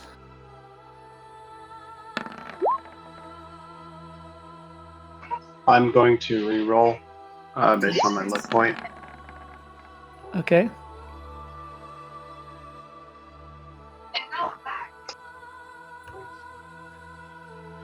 Oh, I'm Okay, getting is this Reginald. what kind of save is this? It is a con save. On a against magic? Yes, against magic. So is it considered? Obviously, it's cone, so it's an area effect. So I have evasion, which allows me to take half damage on any time I'm subjected to a save. Okay. aren't you? Sorry, Charmed? never mind. Well, I'm incapacitated, Oh, but yeah. that evasion is only for a dexterity saving throw, so not a constitution saving throw. So never mind on that. Okay, no problem. All right, so Ruin, Takari, and Belgara, you all save. So this will be half damage to you. Did you get my whisper? Yes. Okay, so you did not save. Didn't think so.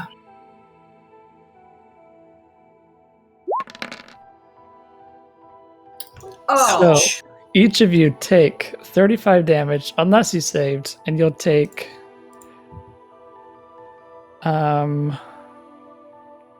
let's see what's don't forget your 7 temporary hit points. Never.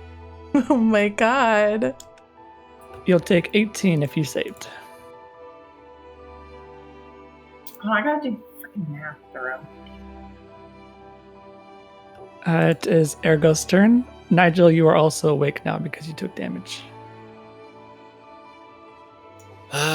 Crap.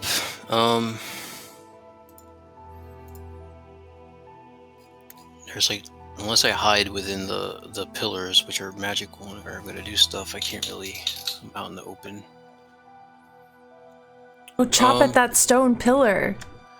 Yeah, should I go for her or the pillar? I think I'm going to go for the. I don't know if I can do that much damage to them though. I don't really deal. I just have arrows. Oh. Is there any Is there anything I can see that can cut the link to the center?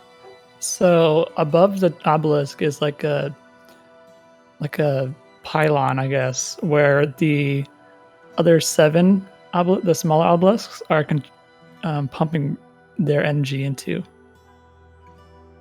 Is there something that looks particularly breakable to a couple of arrows? Yes. You could point at the conduit at the top. Ergolf is gonna shake off his frosty exterior thanks to the cone of cold, and it's going to do. Should I do planar warrior or I'm gonna do Zephyr Strike? Give myself advantage on my first attack with my arrow.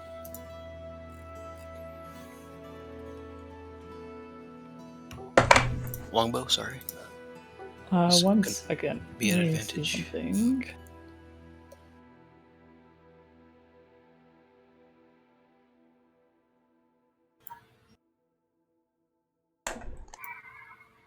Side note, Duro, Reginald is in fact dead.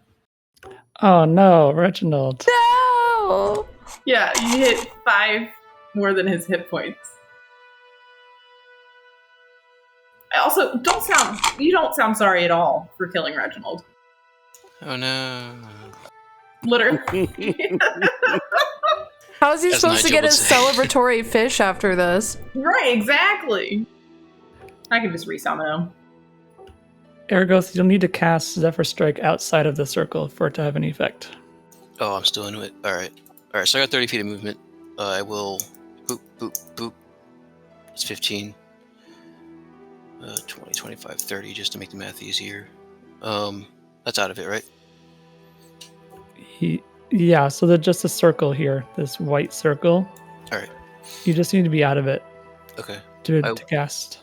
I will roll my Zephyr Strike attack. That's going to be force damage at advantage, so 22. That'll So- hit. So it's going to be longbow plus Zephyr Strike damage. It's going to be 16 force total.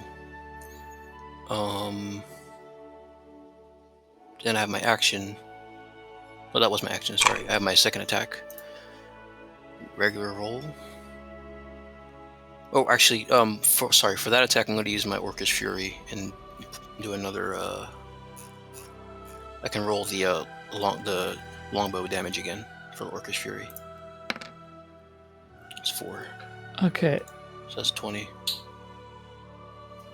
Because he's pissed that he got frozen. Not pissed that Reginald's dead. And then my second attack will roll. Wait 1 second before you make your second attack. Okay.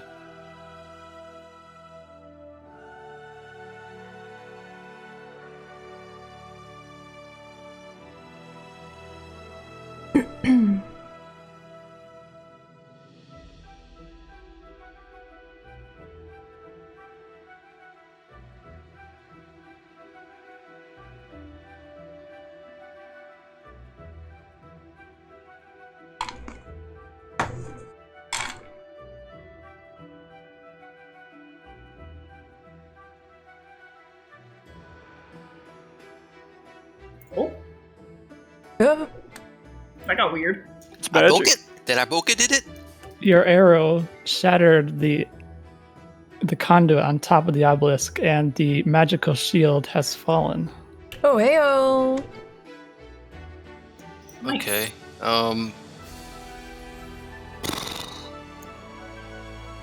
Shoot, she has a spell book, right? Yes. Can I attempt to I already rolled No. the attack. I was gonna say, can I shoot her spell book? No. If Okay. if you allow me to shoot your bow out of your hands, then I can shoot you can shoot their spell books out of their hands. No, yeah, that sounds fair. Okay. I'm not gonna roll my second attack. I don't want to actually hit her, but I am going to That was my action, so I can't hold it. I'm not going to use my second attack. And then I have another 60 feet of movement. I'm just going to hang 5, 10, 15, 15, 20, 25, 30. I'm going to hang right here behind the pillar.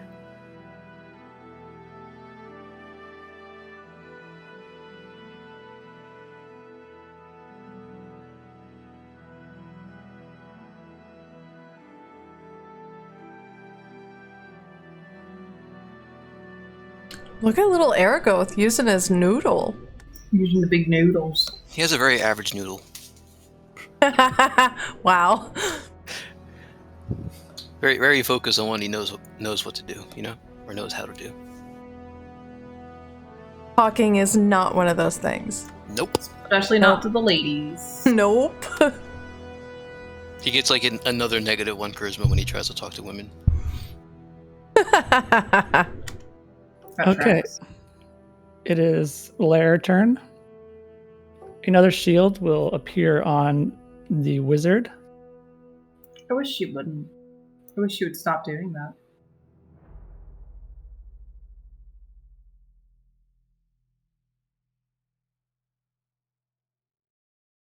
And then you see from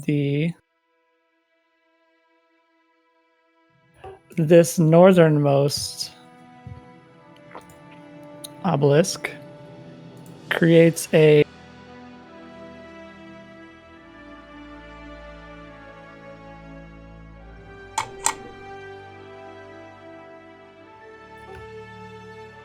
let's see,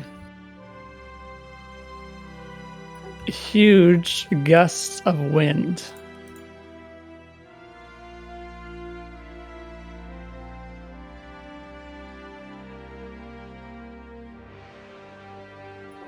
In this white box here. So the wind is so powerful that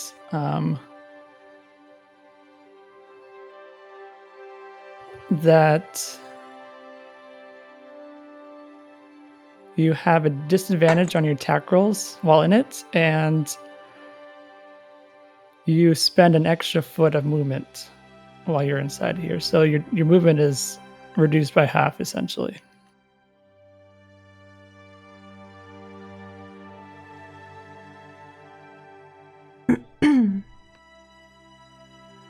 Do all the other pillars have like a source that I can like pick out to possibly destroy? Yes, on the top of these obelisks are more conduits, I guess. Okay. So you'll need to break those. All right, Takari, it's your turn. All right, I'm going to move right here, and I'm going to focus on this conduit over here, and I'm going to try to break it. Because Okay. Takari's pissed.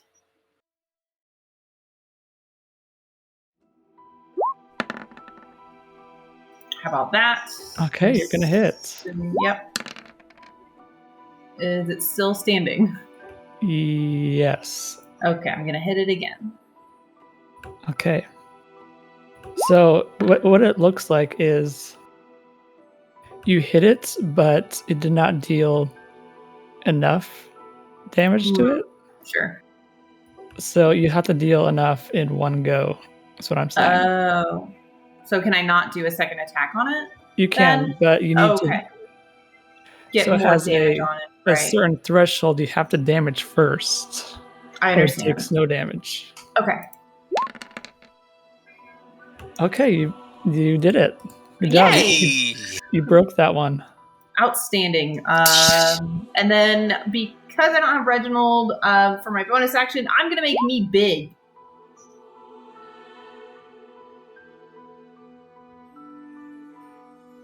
Large Takari.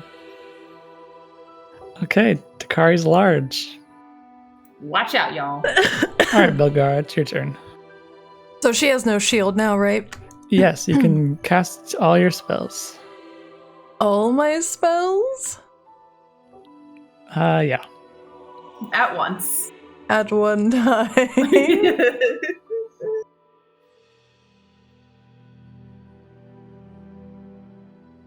No. No. Alright, so... Yep, I moved there. And... I point my finger at her and shout. And I'm going to cast light. When I shout, give me your life! Yes. Yes. Woohoo!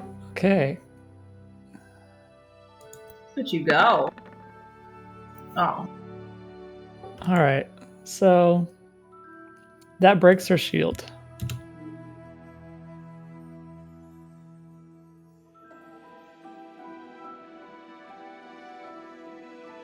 All right. Nice attack. Oops, I accidentally drew something. Are you guys able to see it? I didn't mean to. No, I didn't see it. All right, Ruin. You're Oh up. no, it's Pork Chop's turn. Yep. Oh, yeah, sorry. Pork Don't chop. Go ahead. forget Pork Chop. God.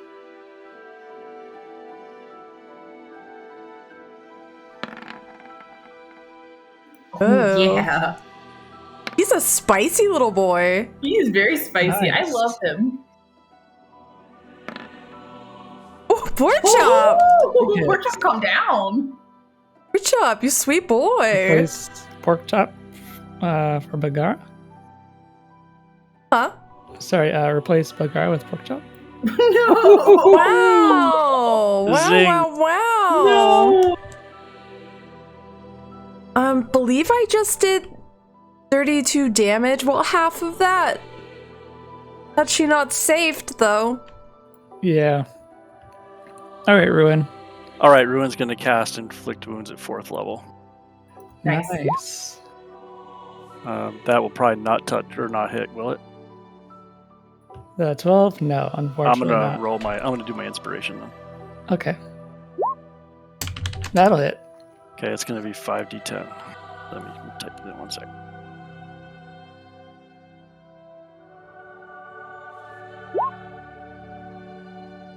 Nice. All right, 22. And that'll be his turn. All right, Nigel, you're up. Well, the first thing I'm going to do is summon my shadow clones. Okay.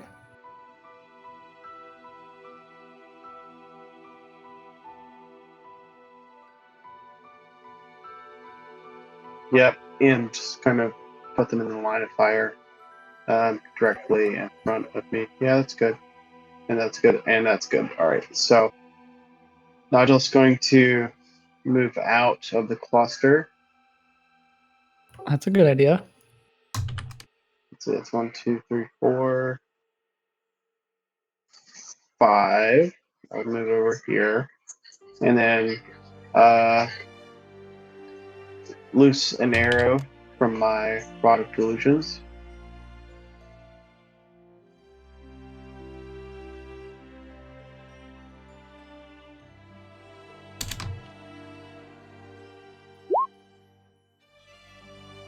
Does that hit? It does not, unfortunately. Oh, that's okay. I'm going to use a cunning action to... Is there anything to hide, or I'm just standing in a field? You can hide behind the obelisks. Yeah,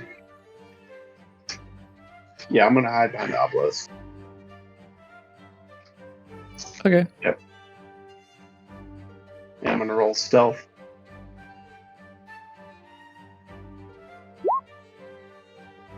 Where'd you Okay, go? so I'm hidden.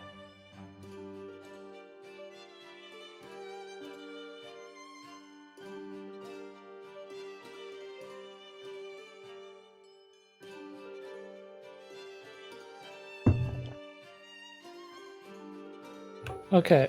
She will cast Magic Missile at 4th level at Ruin. Yeah, boy. I mean, ouch. Oh my god. Hey, I got her attention. That was the goal.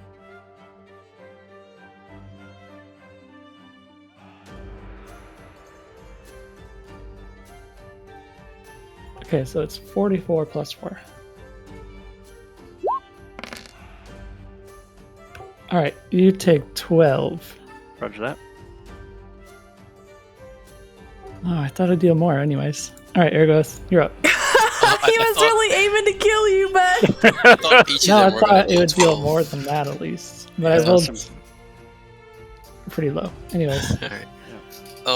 Alright, there was gonna be like a weird question, but if I were to hold my attack action for on Takari's turn, would I be able to let loose an arrow at the same time that she shoots an arrow as my triggering attack?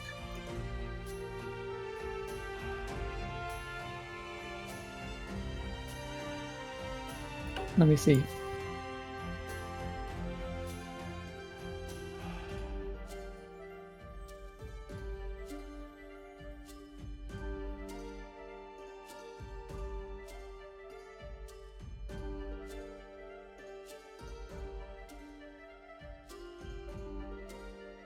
Okay, so you decide what triggers your reaction. Yep. Yeah, I'm gonna try this. So I want to basically, and I still get it to attack twice, right? When I take my attack action on her turn. No, you attack once because you're using your reaction to do it. Okay. It is not an actual full action, it's your reaction. Okay.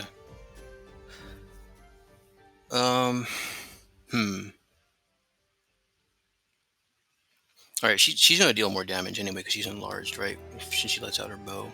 I'll just go ahead and take my regular attack action. Yeah, I just do your regular attack. Yeah, that's more. If I can't do a double attack, then there's no point in doing that. Yeah. I have plans. I will give myself advantage with Zephyr Strike again. It's my second first level slot. Rolling my longbow. I'm gonna aim at the obelisk that Nigel is standing under. Okay. and hope I deal enough damage in one hit. This is going to be the Zephyr Strike damage and the bow. Except I don't think I hit. 14. You do not hit. Crap.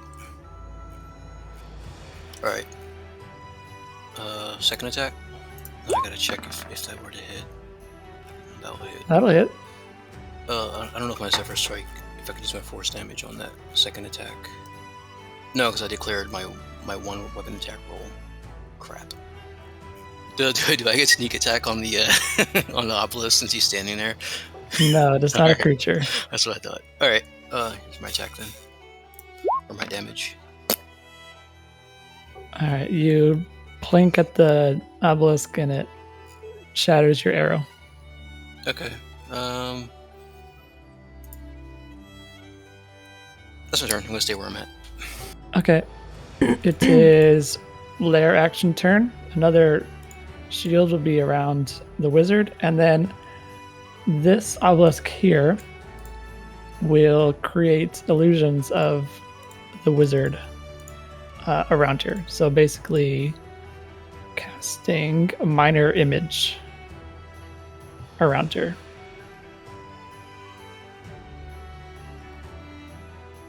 Is that the spell I wanted?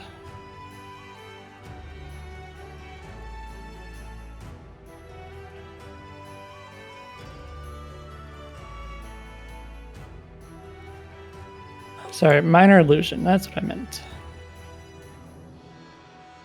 No, that's not the spell I wanted. Anyways, what is that spell called that creates copies? Mirror image? Mirror image.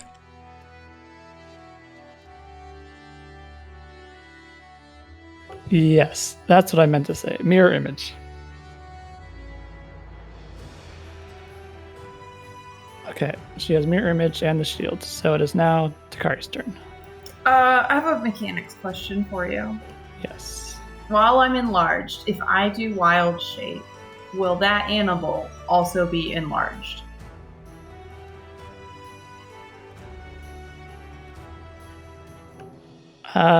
Sure.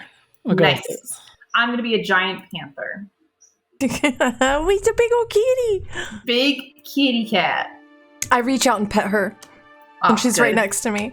I'll give a little purr. Yeah, I give you little head scritches. Outstanding. But she's got mirror image on.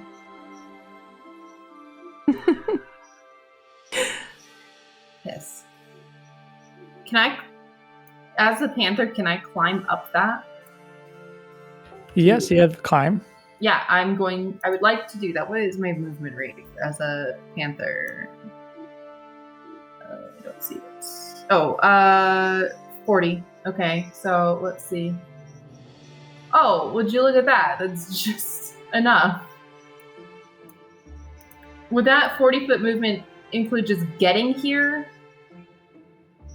Or does that also include climbing up the obelisk? I think you can climb up 5 feet and then you'd be in range. All right, and then I'm gonna. Which one's better?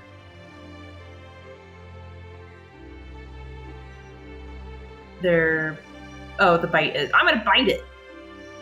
Okay. Chomping. No, I'm not. A waste. Good try. All right, Belgar, it's your turn.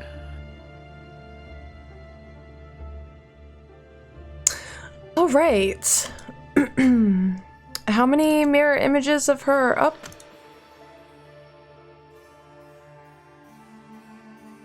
There are 3 duplicates. All right, I'm gonna cast Firebolt, and I'm gonna twin it.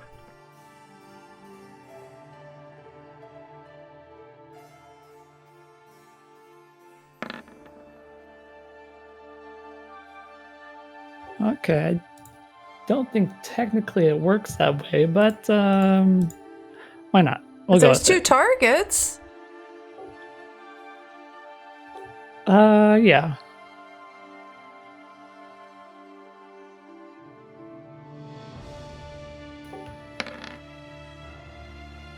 Okay, let's see.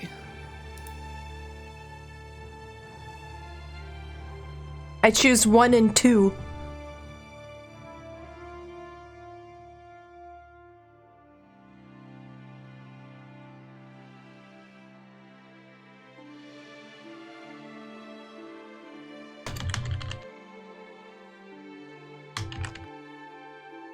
Okay,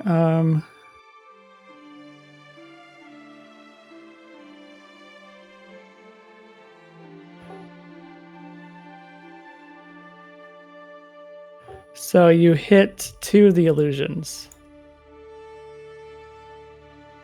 And now they're gone, right? Yeah. So there's 1 left and then 1 of her, whichever one it is. Ah, okay. Yeah, so I rolled 2d20s. I rolled 14 on both of them. So you hit 2 of the illusions. Okay. Well, that's her turn. And It's Porkchop's turn. yeah, she's gonna tell Porkchop to hit the other 2 with an irate each. And that's exactly what little Porkchop's gonna do.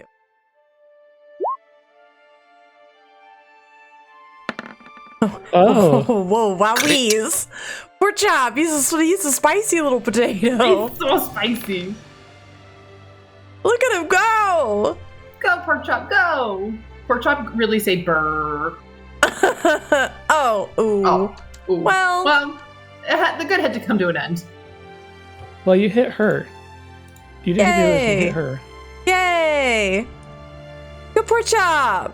Good boy. So, is that, what was that, 10 attack there? He gets 2 attacks. Oh, so you see, oh, okay. So I he see. hit the other one with Gotcha. that attack. Okay. By hitting it, does he make it disappear? Or does it have to, like... Well, I guess it would still have to land the attack.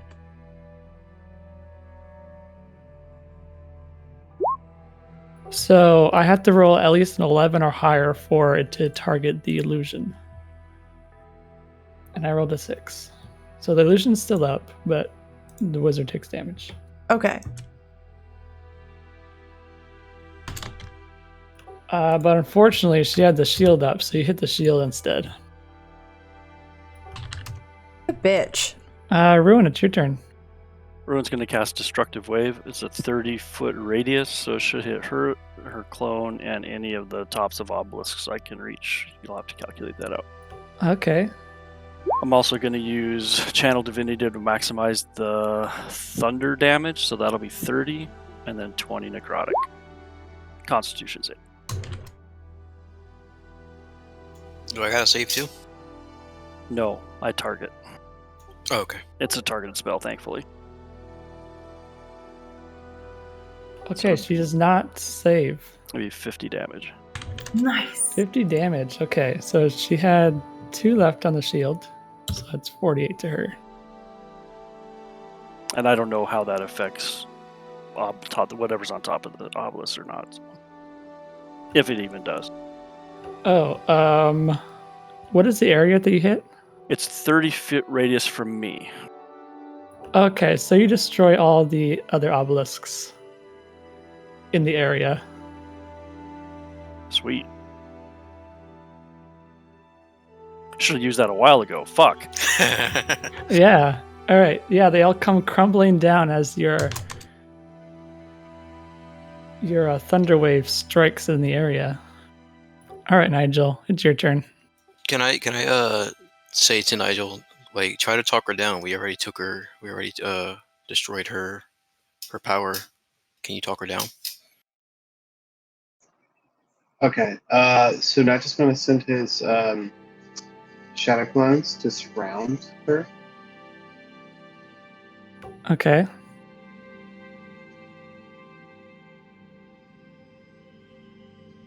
And then the shadow clones are just going to like yell at her, like screaming at her, just kind of like break her concentration. Like, but also say like things like "you suck," It's kind of like morally, or yeah, not morally, but like what is the word?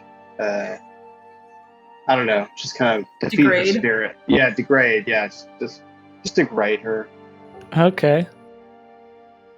I meant like talk down her aggression, not like make her feel bad, but maybe that'll work too. Let's see if this works.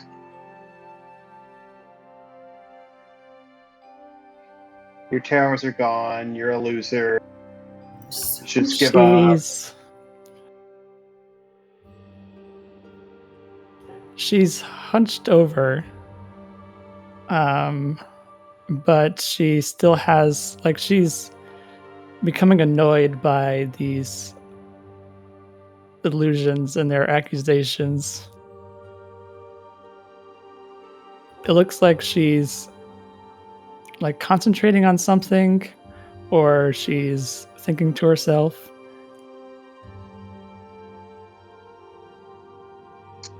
Then Nigel will loose an arrow at her to try to break that concentration, at least. Okay.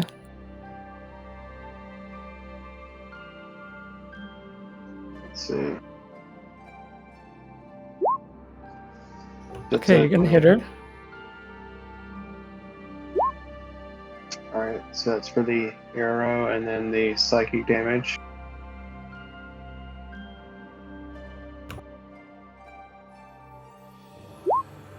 And then also is like flanked by my allies. So that would be a 5d6. She's gotta be dead by now. Damn, look at those fucking rolls. I want to, if we can, do non-lethal damage.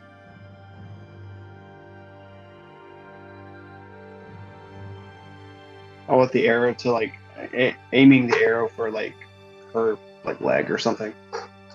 Okay. So you haven't killed her yet, but Okay. I'll keep that in mind. Okay.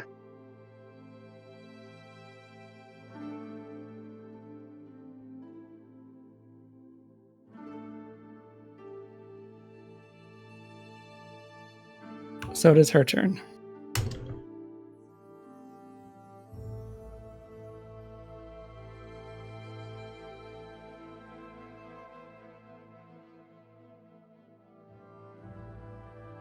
The woman slowly stands up from her hunched position and stands tall.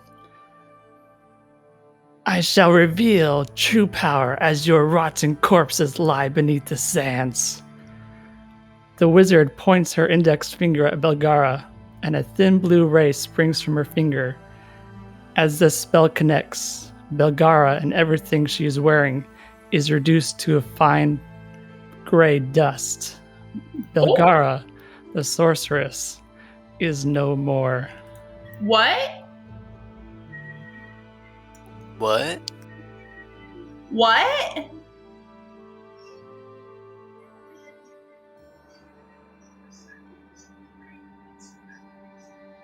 I'm sorry. Nani?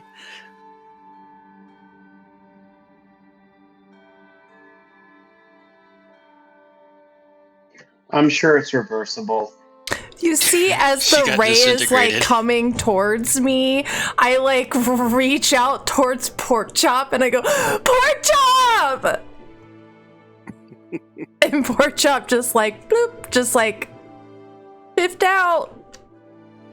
What?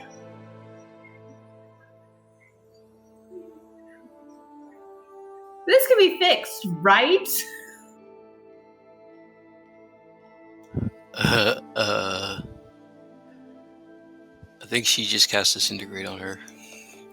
Wait, I didn't see like a spell roll or anything. That's rude, Duro. Remember when What's Duro said rude? he was gonna kill us? You're next, Kari. Yeah, you're next. No, I'm not next. You're next. Ergo, it's your turn. Can I'm I not crying, you're crying. Kill her. Can I look where Belgara used to be, and like kind of like gauge just what just happened? Is there like anything? I'm suspicious at a game. I don't know if I guess Aragoth wouldn't be able to know, but yeah, he's gonna look over to where Belgara was. Is there anything? Yeah, Like- there's a pile of ash. Pile of ash. All right. He's gonna kind of like look down and then like sigh like disappointedly, and then do his.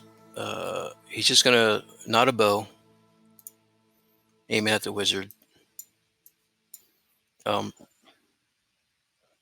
mean, he's basically shooting to kill at this point.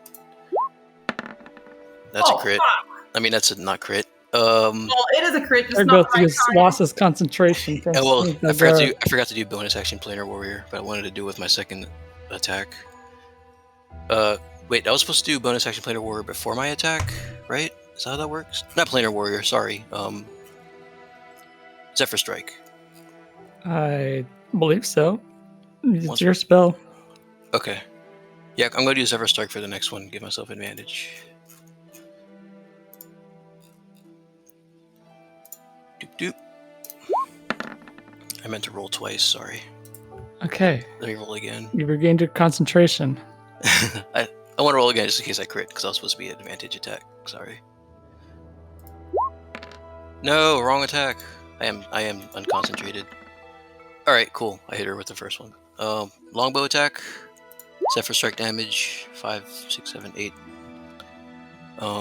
And sneak attack, I believe, as well.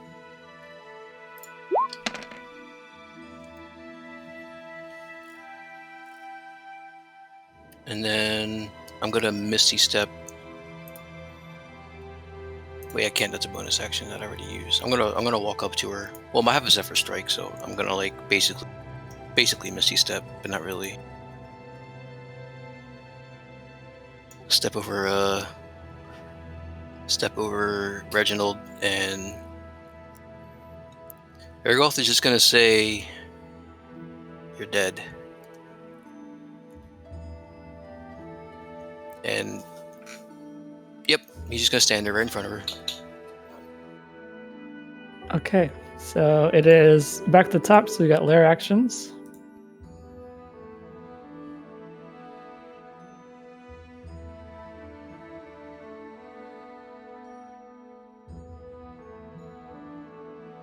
And let's see. I'll do another cast of control winds. So I deleted the. No, I won't do that because I deleted the little cube. Didn't Good. Ruin destroy all of them? Oh, that's true. There are no lair actions. Yeah. All the obelisks are destroyed. So it is Thank Takari's God. turn. Okay, I have another mechanics question for you. If I back up, because I have Pounce as the kitty cat, if I back up to like here, and that puts me in the range of being able to pounce on her, can I still pounce on her even though Nigel's illusions are there? Yes, technically because they're not real. Okay, great. I'm going to do that. I'm going to cast or use Pounce. That's the wrong thing to click. Sorry, guys.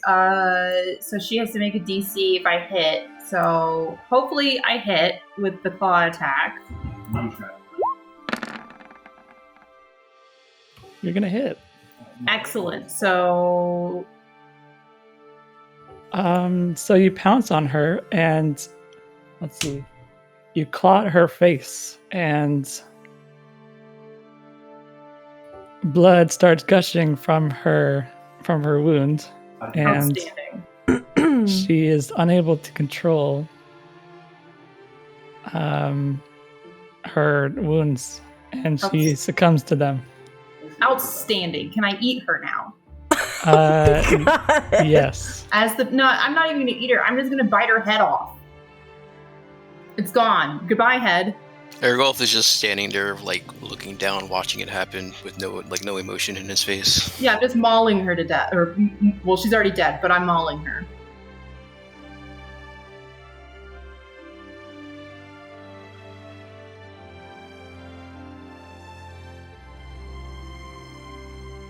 for however long I have in this form.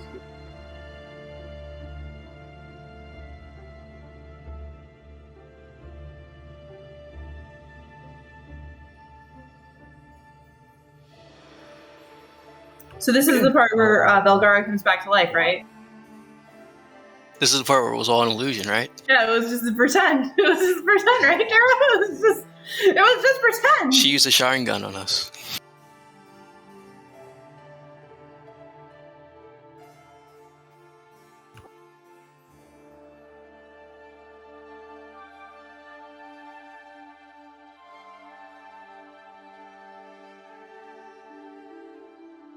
Unfortunately, all that remains of Bagar is the ash on the ground.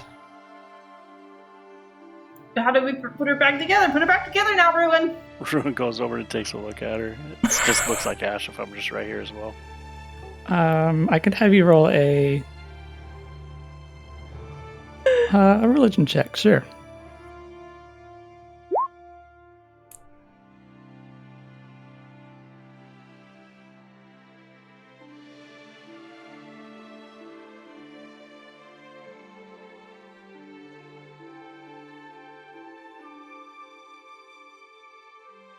Can your god bring anyone back from that? There are some things that can bring her back. I have access to none of them. Most likely we will need a wish or somebody with the power to cast an actual resurrection spell. I have the power to cast Revivify. It will not bring her back from this. But one of those two others can if we can find somebody who can cast them. Don't we know a genie? Maybe that cleric that you killed probably would have been able to. If they cowered away from me, I'm not speaking supposed to be words laughing. them, they had not the power to do those spells. At my own death. I would imagine Takari's back to normal size at this point. And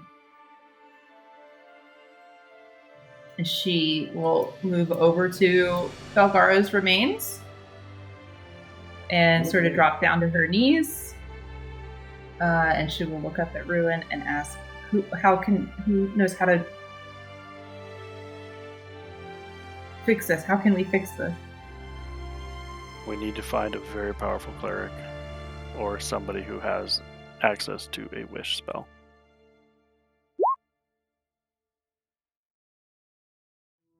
I know not who here. Is Uldrak anywhere around here?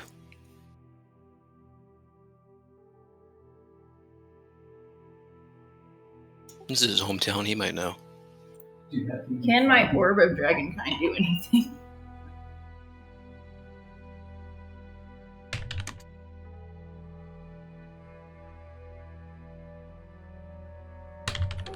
Well, there is the matter of the tent.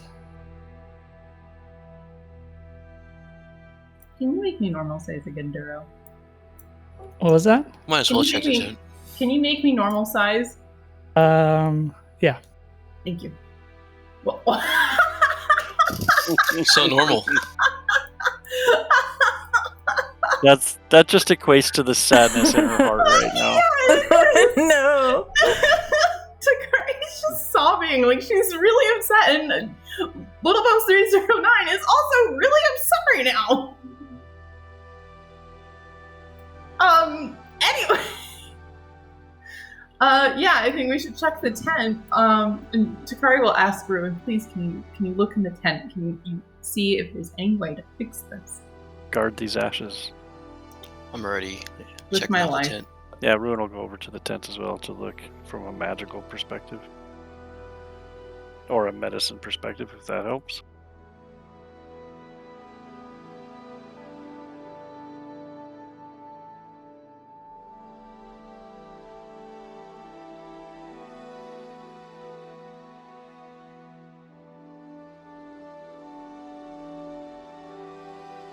Okay. So, Ergoth, you... Wait, Rune, what did you say?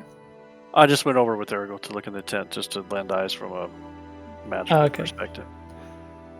You two enter the tent and find a simple arrangement, a sleeping bag and a pack. But in the corner, you see a handcuffed man in the far side. He's facing away from you. He is wearing battered armor, and across this armor are dangling severed fingers.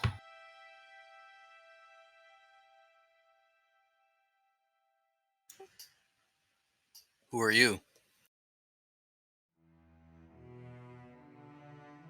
Release me from my binds. What? I said, release me from my binds. That sounds like Belgara. Get fucked. So weird. Why should we? That witch, she trapped me here. Well, that witch no longer has a head. If it makes you feel any better. And he's immediately gonna start freeing the dude.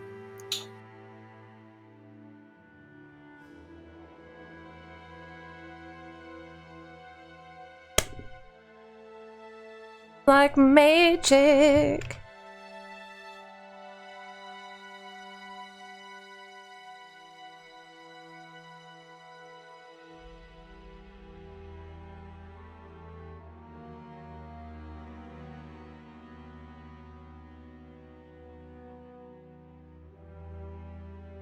Did you say you freed me? Yeah. I think Duro is planning something. No, he got his wish. He got to kill me. As you release him, he comes to a full stand. And Ruin, how tall are you? I know you're really tall. He's not actually.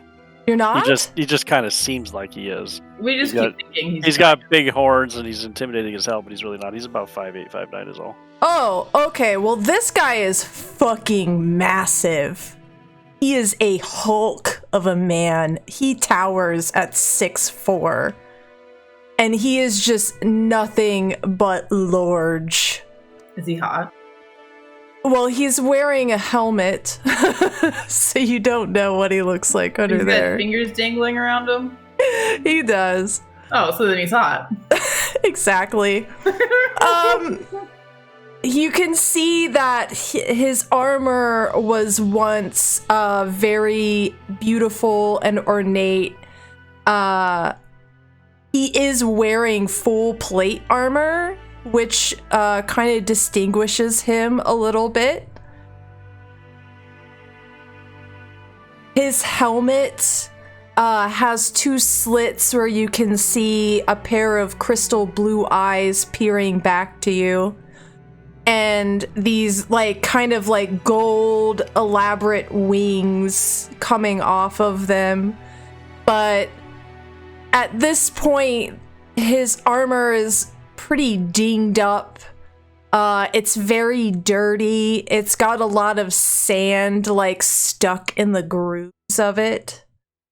When you release him, he doesn't immediately say anything to you. He just kind of walks over to the corner of the tent and starts fumbling through things until he pulls out this great sword and he sheathes it into his side.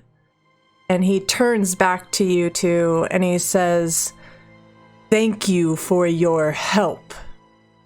My name is Sir Lamorak Dawnbreaker the Fifth.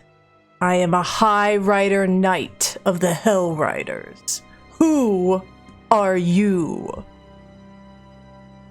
I'm Aragos. He's gonna see. He wants to say his last name, but then he remembers Belgara and chokes up a little bit. Ruin just stares back at him and just mutters the word ruin. I see. How did she trap you? I have been wandering the wastes for some time now. I'm not exactly sure how I've got out here. Was in my city of Elturel, and found myself scattered across the sands, forgotten, seems in time. It's a witch. She fooled and beguiled me and trapped me in this prison. For how long I've been here, I do not know. Well, she was a witch. I'm surprised we were able to take her down and she was able to trap you. You seem like a strong, magical, hopefully magical dude. Speaking of magic, do you know how to bring people back from a pile of ash? That magic is unknown to me. Uh,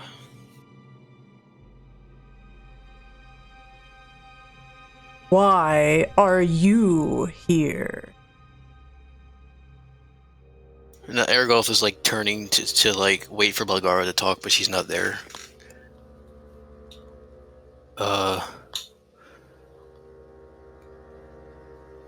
Well, we're here to save Elturel.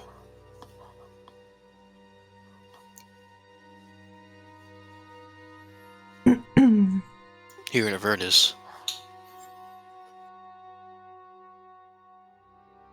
He doesn't instantly speak. He kind of looks between the two of you. Seems maybe a little bit confused. Elturel, what has happened to my great city? And then he's like clearly getting a little pissed off. Aragolf perks up. He's like, oh, you've really been trapped for a while, haven't you?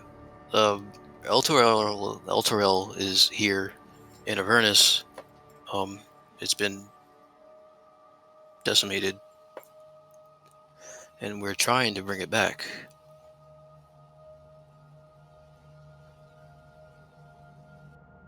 He starts to mumble to himself. Wake. This happened. Do not understand. And he just like blows past you two and out of the tent. Where is the witch? Show me her dead body. Takari's gonna stand up at this very large, definitely not handsome at all figure. And she's gonna point to the witch and then say to him, she's there, but that matters not. Can you or can you not help my friend? I know nothing of these magics that you speak. Who slayed the witch? I did. He's Yeah, she got the going last to takes his sword and with one swing he has perfect aim that slices her fingers off clean, and he bends down and picks up the index finger from her left hand, and he approaches Takari and holds the finger out to her, and he says, then you are most deserving of this, small one. Take your prize. This is no prize to me. You're of no use to me. Whoa, you're getting ahead of yourself, Dakari. We haven't even asked him more questions yet. She's gonna look back at Aragoth, and there are tears just running down her face. And it like kind of makes streaks in whatever dirt and grime is on her skin, and she says to Aragoth, it matters not. Belgara is gone, and if you can't bring her back, and she turns to this man and points to him, and if you can't bring her back, and she looks at Nigel and then Ruin, and if any of you can't bring her back, then nothing matters.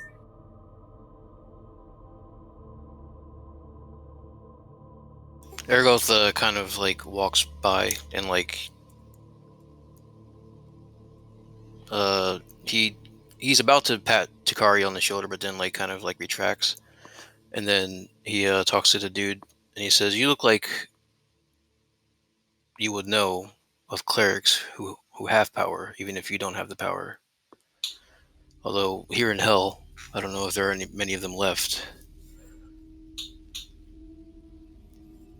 He takes the finger and he tosses it into the sand as though it meant nothing to him.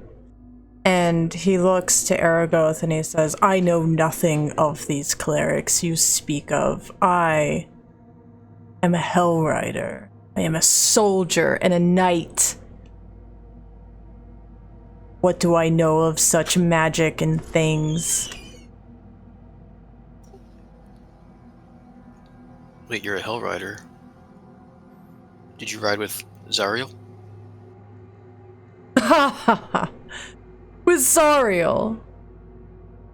That would, and he starts counting on his fingers. How many years ago was that? Fools. I end up here in this fucking hell, and I'm surrounded by fools.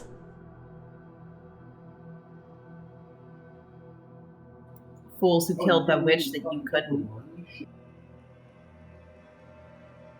He like growls low at Takari and like holds his hand out and makes a slow fist and closes it before her and says, I am but one man. You saw her power. And I am but a small elf. You saw her power yourself then. His brow.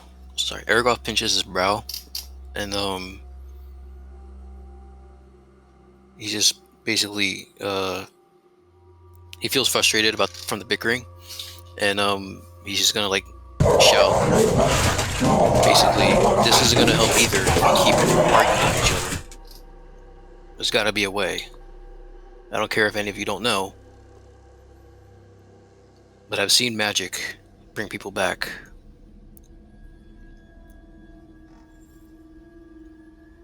There's probably a way. I just wish I knew. Can I roll to see if Flamric would know anything? Ruin already said how to do it.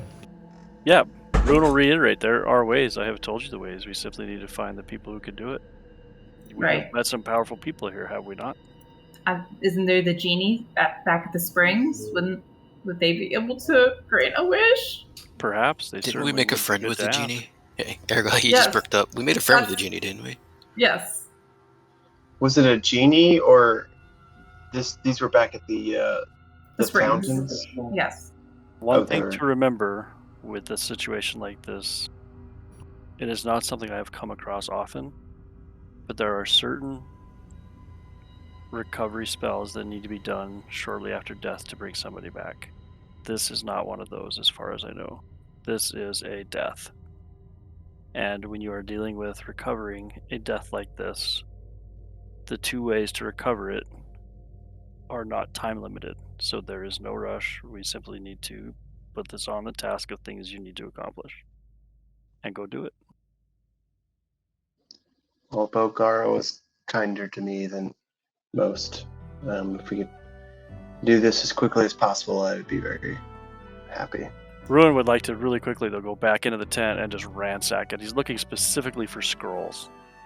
Maybe there's a scroll in there he can use. I don't know. He's got nothing else for right now. Ergoth sighs a little bit, with a little bit of relief after what Ruin says, and then he looks to the what's his name again? What's his name again? Lamorak. Lamorak. Okay. Yeah, he looks at Lamorak and he says, "Do you know what Zariel has become?" What do you mean?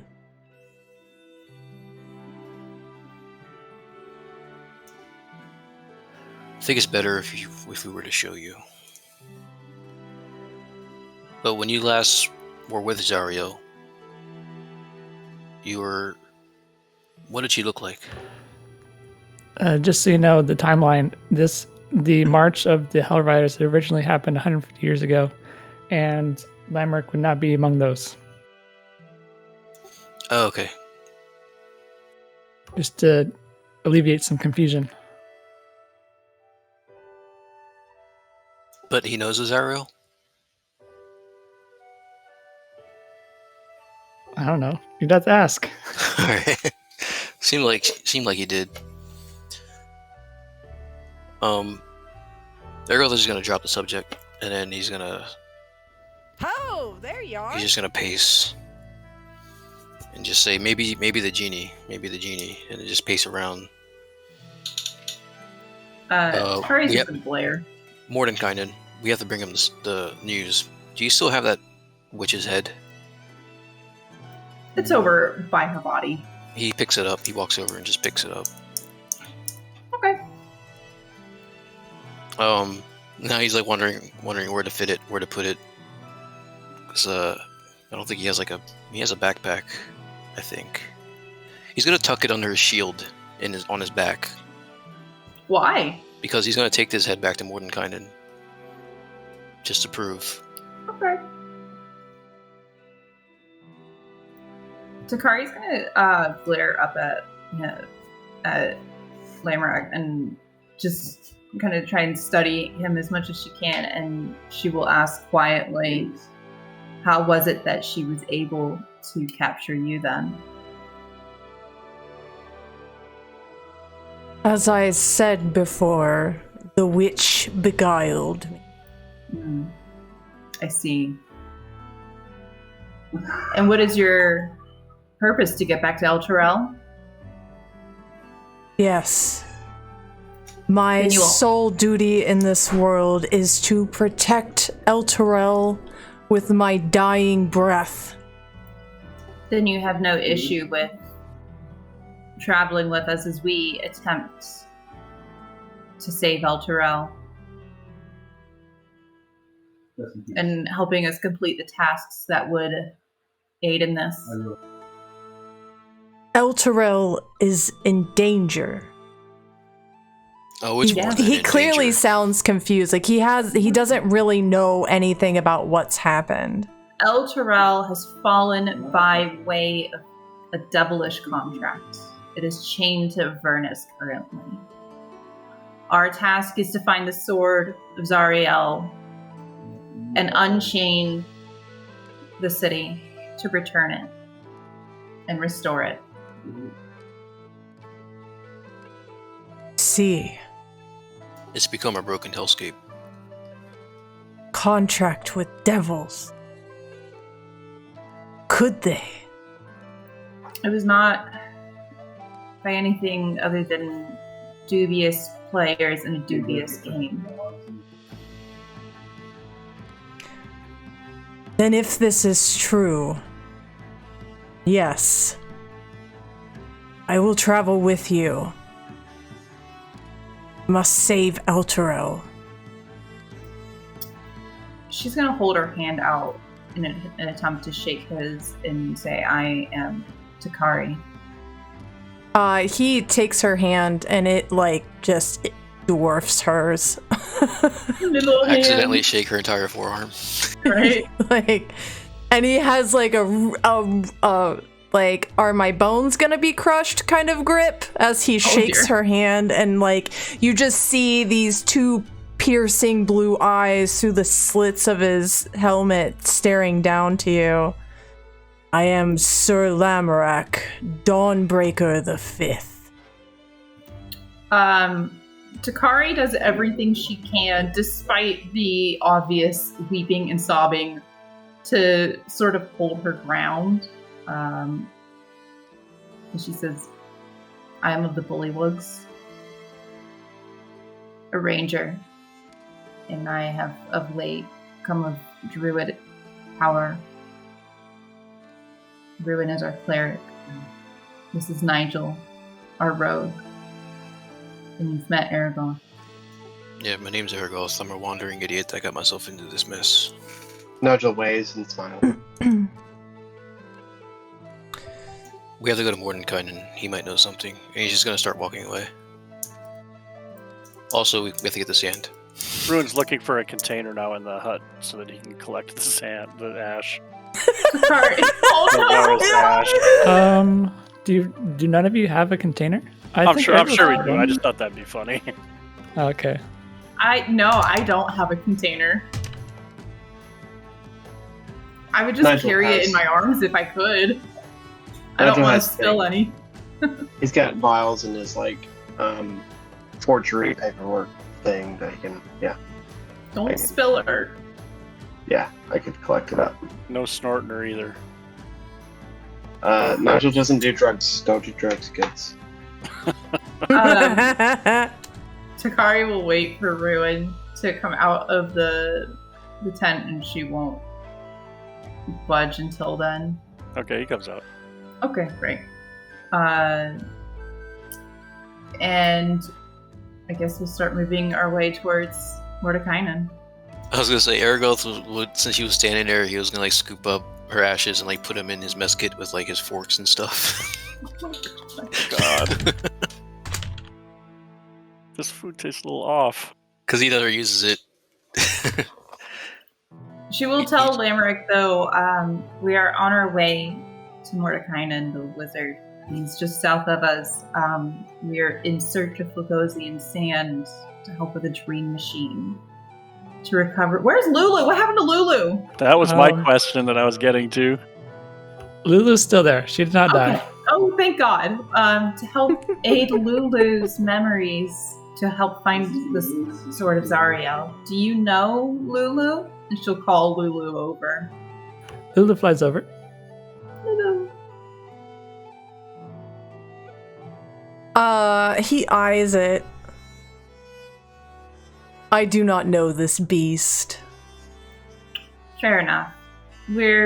She has known Zariel in times past, and with her memories recovered, hopefully we can identify the location of Zariel's sword.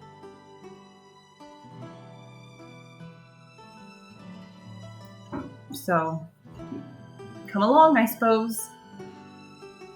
Alrighty. Very well then. I'm sure you can fill me in on all the details on our voyage. Get you deets. All right. That's where we'll stop for tonight. Damn it, Duro!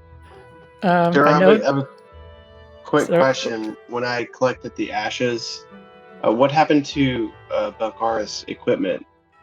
It was also disintegrated. Oh, so that means Literally all everything on others- her is gone. It totally Oh, makes so- sense to me now why those soul coins got given out. Yeah. Metagaming. Yeah, love it. Dave, did you Cheater. know? I don't know what you're talking about, any of you. I will cry. So yeah, good job everyone. Good shit. Obviously she didn't get a saving throw for that because that attack because, she wanted to hit, so I just roleplayed it that way. Some things have to happen. You hate me and you want to make me cry, Duro? Yeah, I did it all for you. Grief makes me wants You to know, make I me was cry hoping as for you well. to squirt a few. Do Yeah, what? I was hoping for you to squirt a few little tears there. Yeah, IRL, I could feel it happening. I was just thinking it'd be funny if somebody took off the dude's helmet and put her ashes in there. He's like holding the helmet upside down for the rest of the campaign till we resurrect her. But okay, metagaming aside, for real, is he hot? I don't he be know. hot? I don't know. He I'm never gonna make takes him off the laugh. helmet. The helmet hasn't came off yet, so you The don't helmet know. stays on, baby. But I mean, with the helmet on, yes, he's very hot. Look at him. Yeah, it's very hot in Yeah. Avernus. He's wearing armor. Yeah, He's It's actually bae. burned to his face. he's cooking. Bless him. Here, Is he I'll- undead? I'll give you a picture. No, he's a Okay. human man. He's a regular schmegler dude. I'll put the picture in our D&D. Well done, you guys. That was a good twist. That was between ruin stuff and now this. Takari's little brain is swimming. Oh yeah, definitely hot. an absolute babe. Now just imagine him a little bit dirtier, but with like a bunch of severed fingers all over him. Yeah, that's just cool. Yeah, he's gonna be really fun to play. Okay, everyone. Till next week. Yep. See you, dude. Alrighty, Bye, later. See you later, guys. everyone. Good Thanks, night, guys. Thank you.